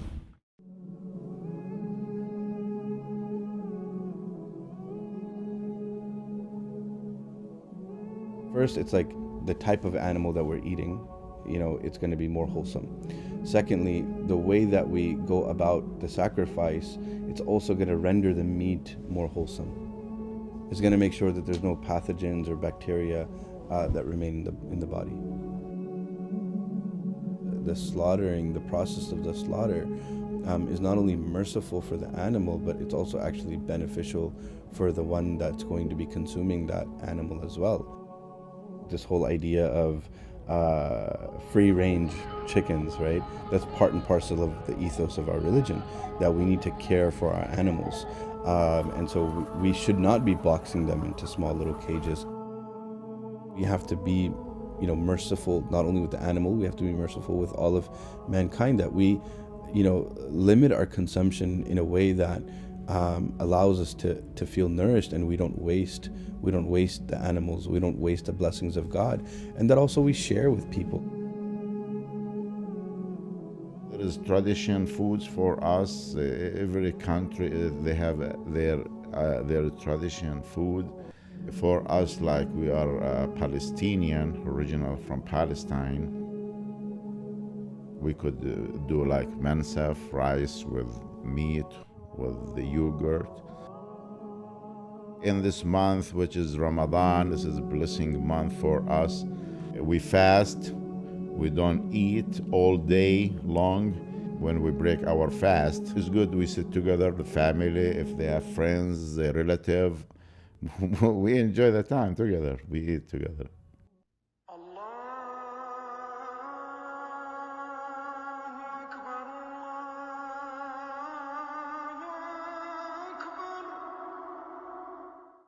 What you're consuming is an act of worship, and how you are consuming it and how much of it are you consuming. When we look at the tradition of our Prophet Muhammad, peace and blessings be upon him, he would have meat quite sparingly. It makes you mindful, you know, that This is not something that you waste. This is an animal that lost its life so that we may nourish our bodies. For iftar during Ramadan, we don't like to put a lot of dishes on the table. When you are fast, trust me, you're not gonna eat a lot in the iftar.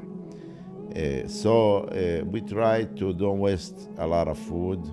We try to make it, mix between the main dish plus some soup and some salad, and that's it. Not the chef, my wife most of the time she do the cooking in the house. But, sometimes because if I don't have work, I'm sitting in the house, I love to do that. So I try to help. I hope my kids stay on our tradition and teach it to their children. One thing that both Muslims and non-Muslims can take from this, and I think we're seeing a growing movement here in the West especially, is that we have to be merciful to the animals, right? We don't necessarily have dominion over them, and we can't just use them as if they're objects. These are living, breathing beings, and they are creations of God that we have to care for. It's okay if people don't believe in what Muslims believe in, that's perfectly fine.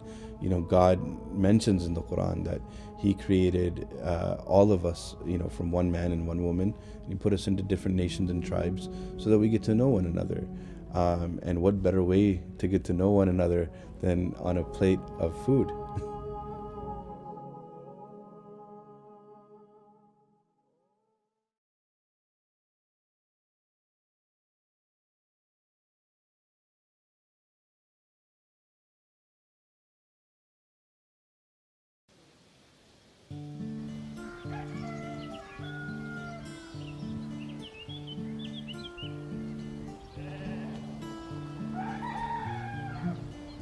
History is getting lost. Soon, there'll only be memories long gone in distant futures. Today, I'll be showing my father's childhood in the ranch, how he lived and the experiences he had, and memorable memories that will never be forgotten.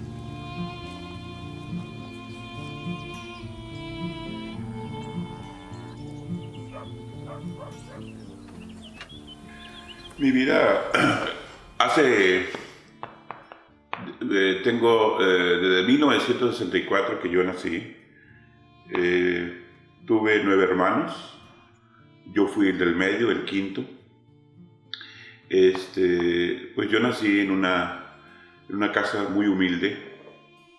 Mi papá, agricultor, y mi mamá, labores del hogar. Pues ahora sí que tuve para mí una vida muy feliz en medio de la pobreza, donde ya de niño, a los 3 años, a mí me detectaron una hernia, donde pues no podía hacer ningún tipo de esfuerzo, por lo cual los quehaceres de niño, que tiene un niño, que ve a traer la cubeta, que ve a traer la silla, esfuerzos, cualquier tipo de esfuerzos, pues no lo podía hacer. Entonces me consideraba privilegiado dentro de mis hermanitos, porque pues no me ponían a hacer nada. Realmente era el rey de la casa.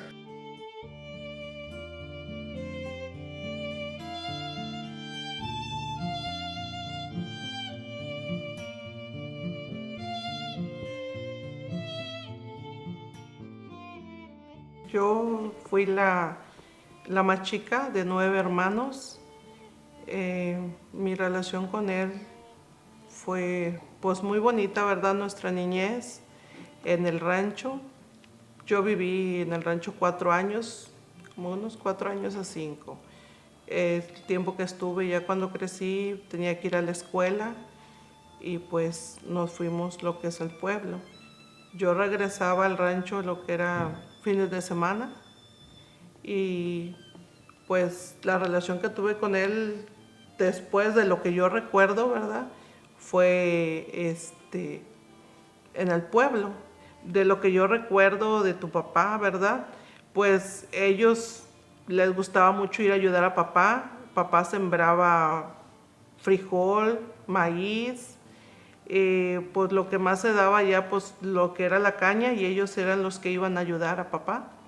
Cuando ellos regresaban a casa, pues nosotros, mi mamá, yo trataba, era muy chica, pero pues siempre ayudaba a lo que pudiera, ¿verdad? En la cocina, y regresábamos, y pues ellos regresaban y ya teníamos la comida, porque pues en el rancho se molía, hacían las tortillas. En un momento dado, por ejemplo, cuando no había mucho que comer, mi mamá recurría a ir al patio y que buscaran una gallina y nos las hacía en caldo esa gallina.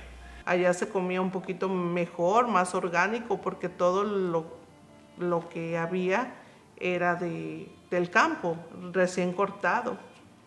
Y pues había muchas cosas, nos gustaba ya en las tardes ir a jugar porque nos íbamos a los ríos, había canales, porque esos eran cuando se abría, que había las cañas, hacían, pues, no sabría explicarte cómo, pero abrían las compuertas y se llenaban todo lo que eran, ahora son albercas, allá teníamos nosotros los canales.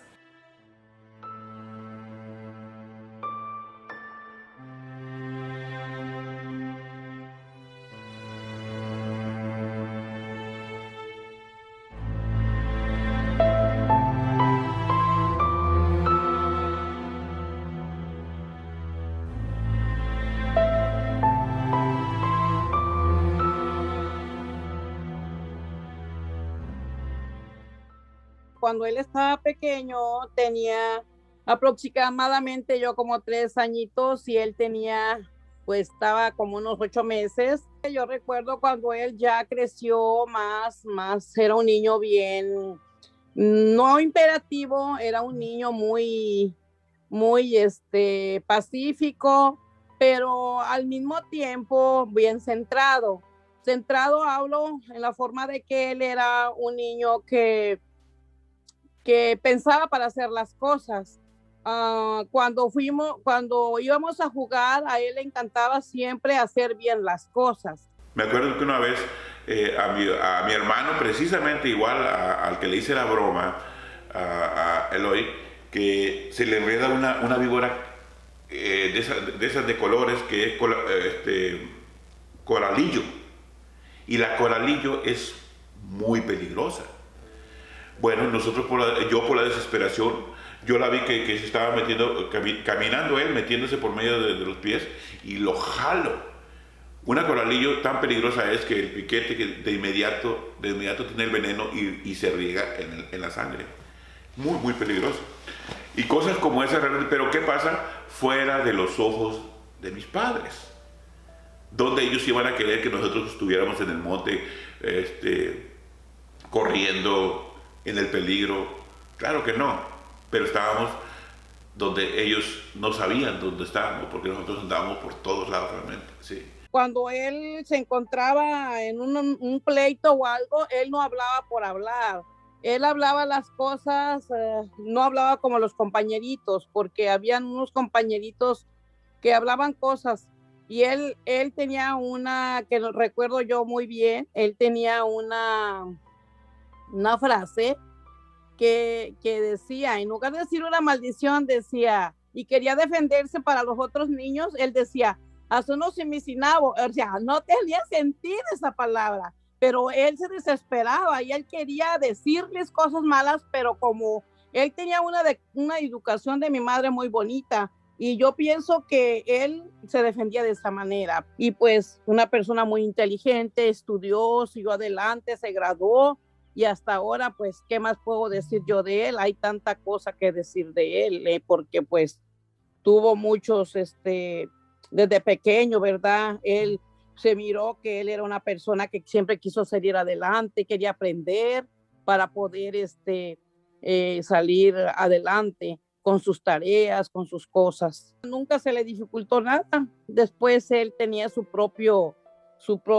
estudio, se graduó y su propio trabajo, y pues tuvo una niñez muy bonita con mi papá, con mis abuelos. Tuvimos un abuelito muy cercano a nosotros, que siempre que iba a la casa, estábamos chiquillos, a él le puso, a todos nos ponía un sobrenombre. A mí me tocó la comadre, a él le tocó Zacarías, y a todos nos puso un sobrenombre, mi abuelo.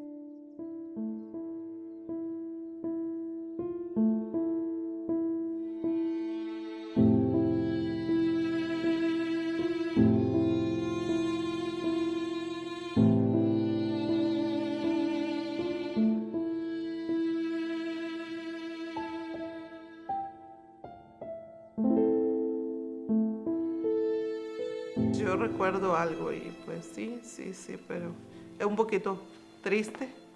Yo recuerdo algo cuando pues sí nosotros sufrimos algunas carencias cuando estuvimos chicos, porque pues éramos 9 y pues nada más mi papá mantener a 9 personas siendo un agricultor, pues lo teníamos de un modo porque lo sacaba del rancho, lo mismo que sembraba, lo mismo que comíamos nosotros o lo que tenían animales y ahí comíamos. Pero había momentos que recuerdo mucho de mi madre en una ocasión que hizo una comida y yo miré que ella nos sirvió a todos, mas no quedó nada en la olla. Ya lo último, pues a mí quizás pienso, ¿verdad? Me gustó mucho. Yo pedí más y me dijo ella que no había. Alcanzó a darme lo que había sobrado, quizá era su parte de ella, lo que ella iba a comer. Y pues yo miré eso y me dolió mucho porque dije, mi mamá no va a comer, porque pues éramos muchos y mi mamá, a ella no le importó, con tal de llenarme a mí, darme su comida, como quien dice, y eso hasta la actualidad siempre se me quedó, de que ella siempre dio hasta lo último por nosotros, porque nosotros estuviéramos bien, que comiéramos. Ella nunca se quejaba, no comí, ella nunca decía eso, y cuando yo crecía yo miraba cosas así que ella, sacrificios que ella hizo, y pues esos son recuerdos que pues me quedan y hasta la actualidad siempre he tratado de que ella no pase nunca más eso, porque ella lo dio por nosotros en ese momento.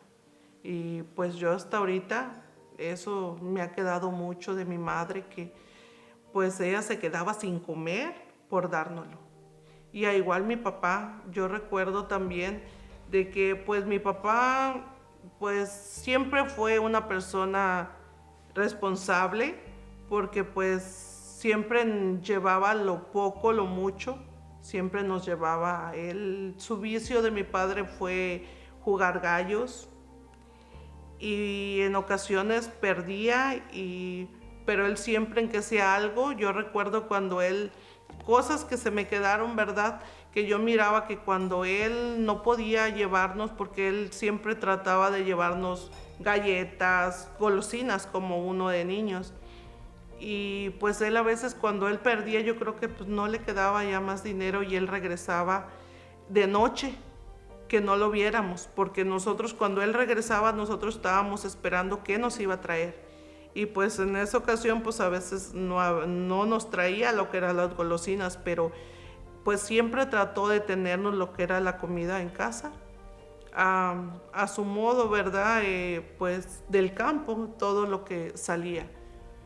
Y pues son recuerdos que a veces digo, a tratar de transmitirlos a nuestros hijos también, que pues nosotros los protegemos y tratamos de darles todo, porque eso es lo que yo tengo, en poquito o mucho como tuve, no lo dieron. El pueblo estaba muy retirado, estaba alrededor de 10 millas, 12 millas, pero como no había carro ahí, iban en caballo, imagínate cuántas horas podían llegar allá. Bueno, resulta que de repente por ahí después pasaban autobuses y era cuando caminábamos al camino para poder ir hasta el pueblo. Bueno, mi papá de repente iba. ¿Te imaginas la felicidad que cuando regresaba mi papá, le esculcábamos la bolsa que traía maleta, porque nosotros queríamos encontrar ese regalo? que nos trajera de allá. ¿Qué regalo era? Por ejemplo, un juego así de yoyos, yoyo que le decíamos así, lo levantamos, el yoyo así que se rueda. ¿Qué regalo era? Canicas. ¿Qué regalo era?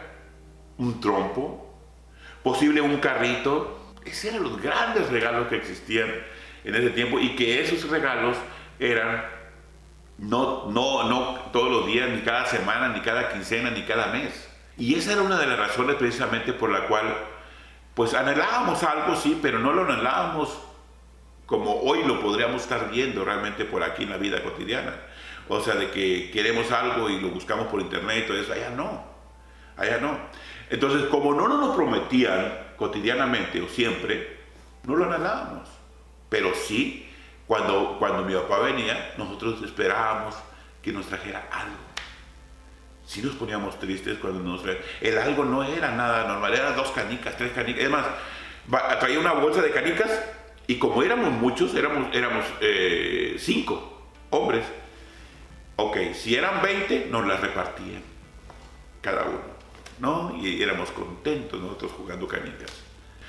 Pero gracias a Dios, todos en la actualidad estamos vivos y estamos con bases firmes para crear a familias para nuestros hijos. Tenemos bases firmes porque nuestros padres los vimos también igual crecer, los vimos hacerse viejitos, ¿sí? Y nos dejaron buenas bases familiares. Y esa fue exactamente, en pocas palabras, mi historia.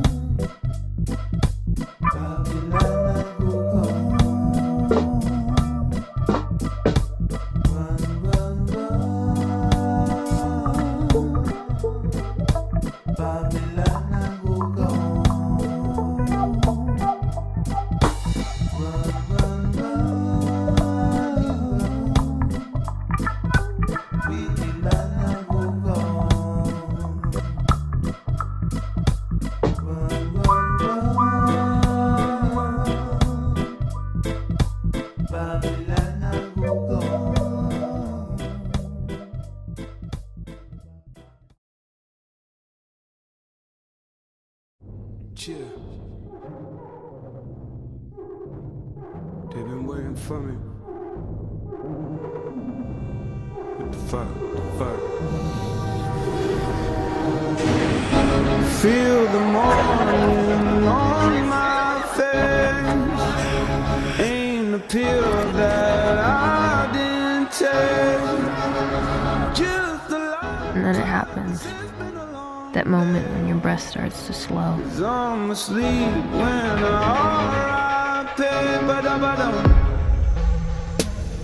And every time you breathe out all the oxygen you have. And everything stops. Your heart, your lungs, and finally your brain. And everything you feel and wish and want to forget, it all just sinks. And then suddenly,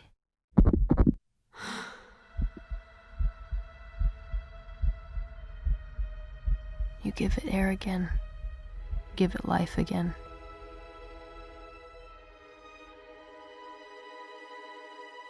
I remember the first time it happened to me, I got so scared I wanted to call 911. Go to the hospital and be kept alive by machines and apple juice. But I didn't want to look like an idiot. I didn't want to fuck up everyone's night. And then over time, that's all I wanted. Those 2 seconds of nothingness.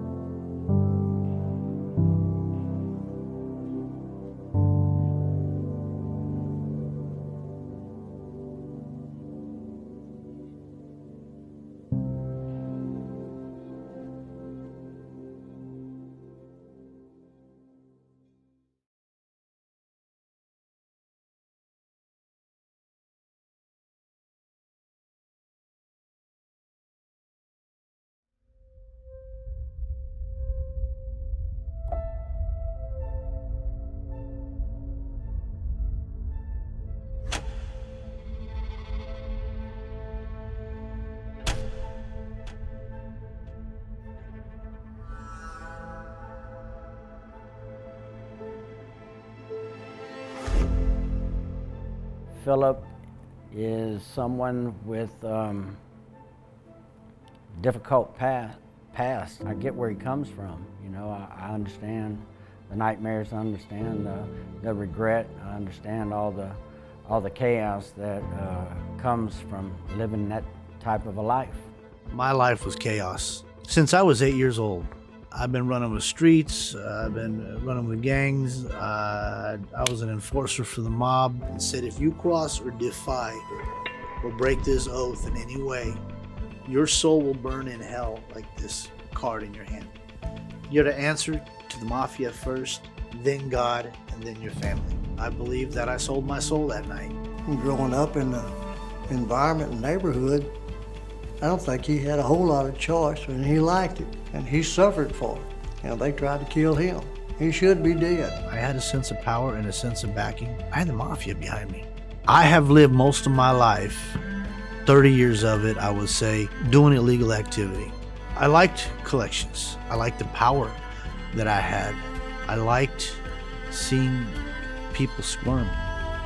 I saw an opportunity where the old guys were dying off, and that I could move up into a position and self-promote myself. With the Mexican side, they lacked firearms. I could take that $10, $15, $20 pistol, take it across the border, get me a few ounces of cocaine, bring the cocaine back, and have that distributed, make 4 or 5 times the money, 6, 10 times the money. I also developed some anger for God. On the way back to Dallas, I stopped on the highway. I remember getting out of my car and cursing God with all my heart, telling him how much I hated him, how he stole my grandma, how you let good people die unhurt. I mean, I really let him have it. And I turned away from him then. I was preparing for the rest of my life to go to prison. But the one thing that was still unbeknownst to me, I was being prayed for. I was being prayed over. My brother used to come and visit me. He had come to know Christ before I did. And one day he came in and he says, "Man, I got Jesus Christ in my life." I was like, "Yeah, good for you, I guess." He says, "Let's say a miracle happens. Let's say you don't do 20 to life. Let's say you don't do 15 years. Let's say you don't do 10. If that miracle happens, will you come to church with me one day?" I got news for you, pal. These prosecutors and judges and legal system that I'm about to go in front of is much bigger than your Jesus Christ. This is real, man. This isn't make-believe. This is really happening. And I'm going away for a long time. So if that's the deal, I guess I won't be in church, man. I'll take it. We knuckle the glass.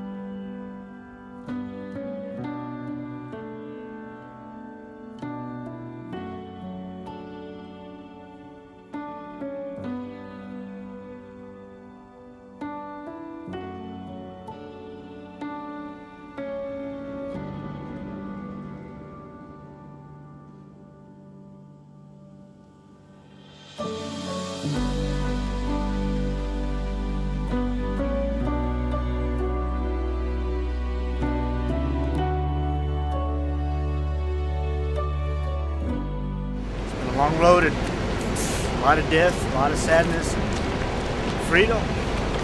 All I gotta say is it feels free. It feels clean, it feels free, and if you wanna know what it feels like, you gotta do it yourself. I just thank God, and I thank God for my new friends, my new family.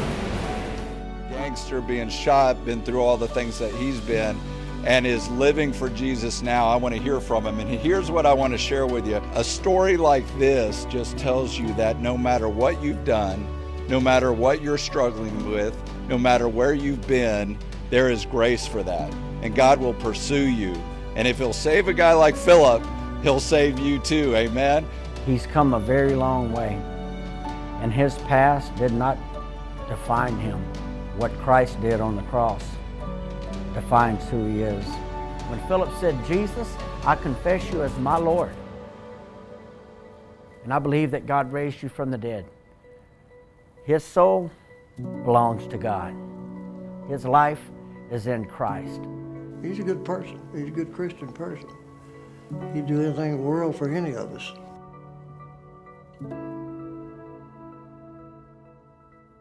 My Lord and Savior exists, and all praise and glory go to him, or I wouldn't be here, because if it wasn't for his mercy and it wasn't for prayers, I'm a dead man, and that's a fact.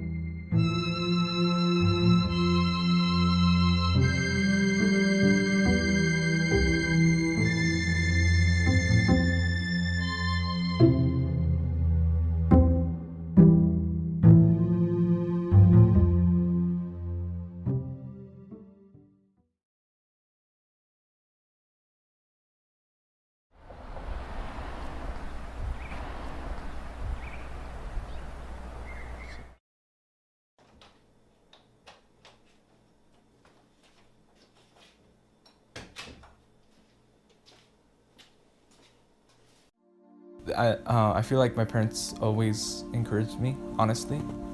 They really always encouraged me whenever I would bring something up to them. My dad especially, he would always talk about it with me. Like if I told him that I liked, hey, I want to learn how to play the guitar, and I would always bring it up to him every morning. And I was like, hey, I was looking up this guitar, and it's like $200. I wouldn't mind buying something like that. And every day just talking to him about it, and he would see that I was into that. That's my way of showing him that I'm into that. And next thing you know, we go to the pawn shop and buy the same guitar for like $100. It's always kind of been like that. If I bring something up to my dad or my parents, they'll kind of help me out. Try to figure out whether or not I want to do something like that. I've always had support and stuff like that. That's why I've always been so confident about like the things that I wanted to do, because everybody was like, yeah, that's always how that's been. It's always been good. It's never been bad when it comes to art.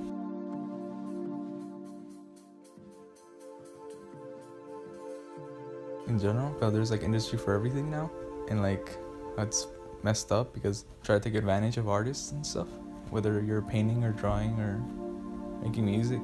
Some people it's about the music, but for other people it's about the money, and it's not fair.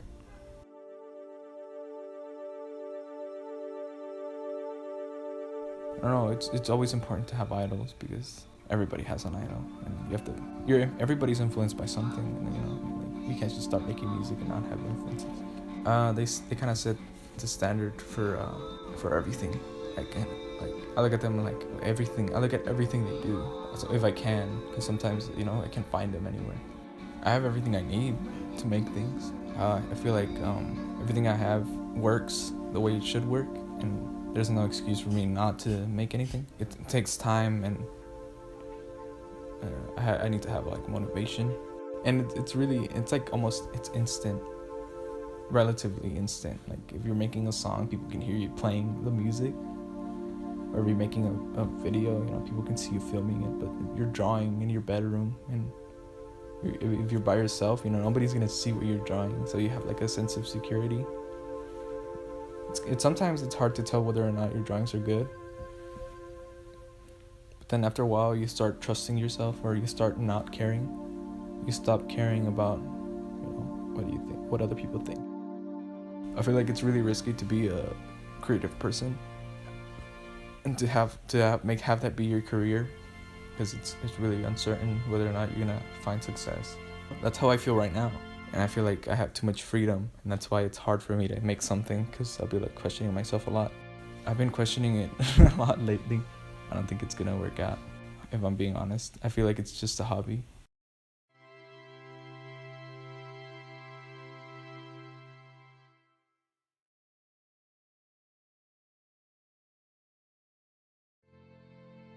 I'm okay with not having a career in music. From the start, I always kind of knew that I'd have to have a backup plan.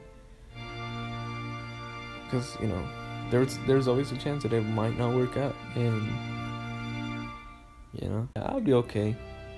I'm fine with, like, it not working out. Like, I don't even want it to work. Maybe I don't want it to work out. Maybe I just want to make music because I want to make music, and then that's what it's all about. And if people happen to like it, then that's fine. And, you know, that's what it's about. And some people are really looking for success. Like they know from the start that they're like, oh, I'm going to be really, really successful, and I'm going to make a lot of money. Like, that's their goal. And then they get really disappointed when they end up not being successful. But I know from the start that it's okay if I'm not successful. It's still worth a shot, you know? There's like a part of me that really wants to succeed, but there's also a part that kind of like is okay with just having it between my friends, because I feel like that's where it matters. Like when I show you my music and you're like, oh, that sounds cool, like it means a lot sometimes. Because like maybe I think it sucks and you're like, oh, this sounds cool, but I was like, oh, okay, I'm doing something right.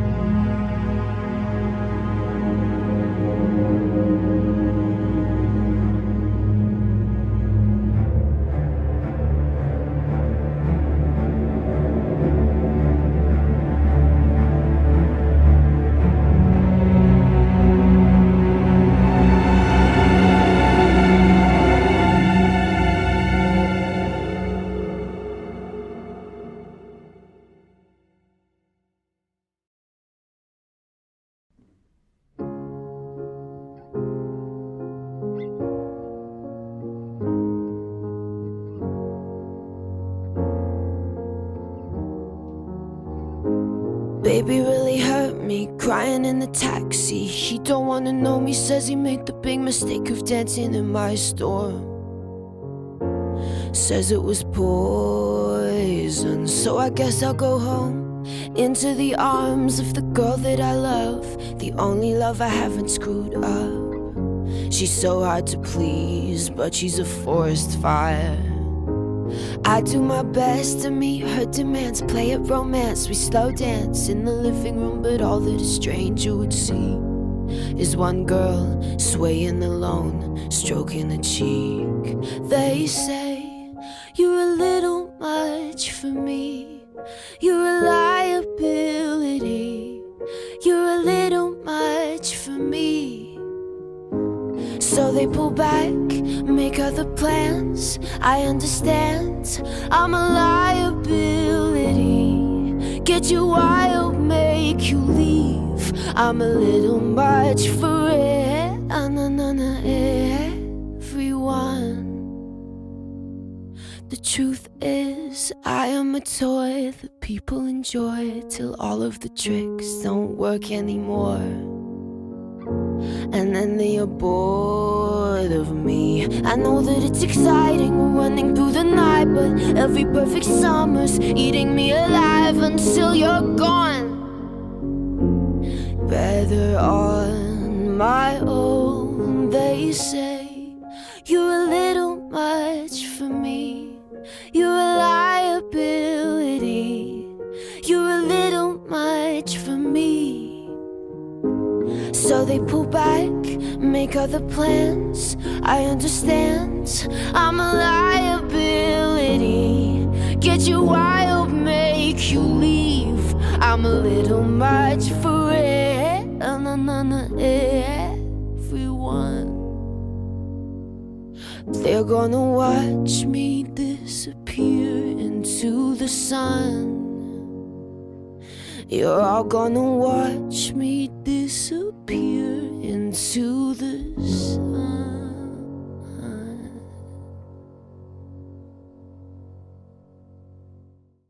Feel the morning on my face. Ain't a pill that I didn't take. Just a lifetime, 'cause it's been a long day. 'Cause I'm asleep when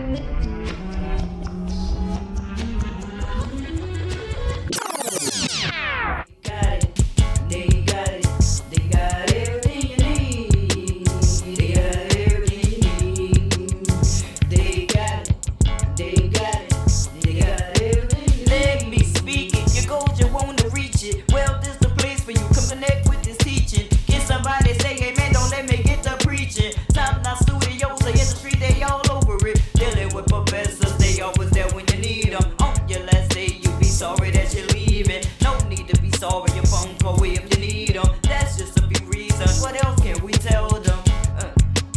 They got everything you need. They got everything you need. Everything you need, they got it best for me. Yeah, everything you need, they got it best for me. Yeah, everything you need, they got it best for me. Yeah, everything you need, they got it.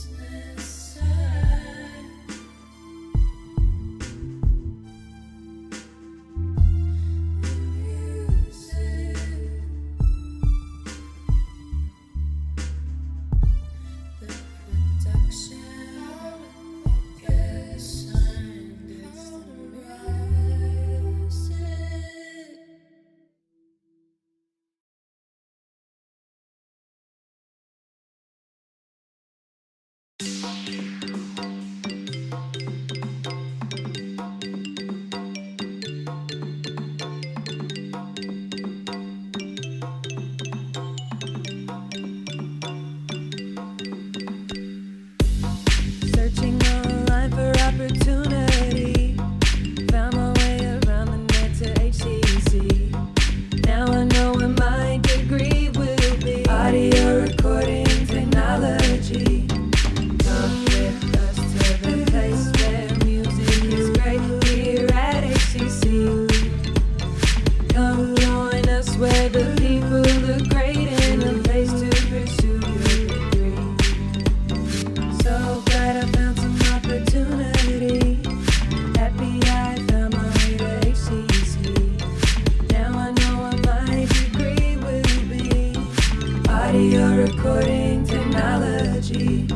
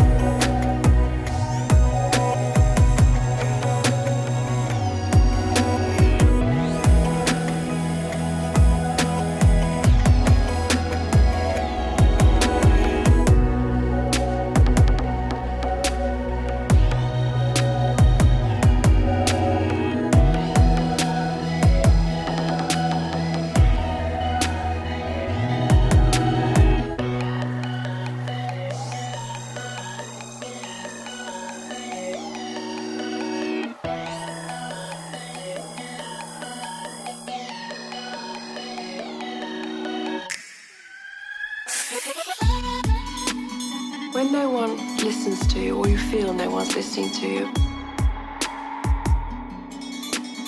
all sorts of things start to happen. You have so much pain inside yourself. You have so much pain inside yourself. You have so much pain inside yourself. You have so much pain inside yourself that you try and hurt yourself on the outside because you want help, but it's the wrong help you're asking for.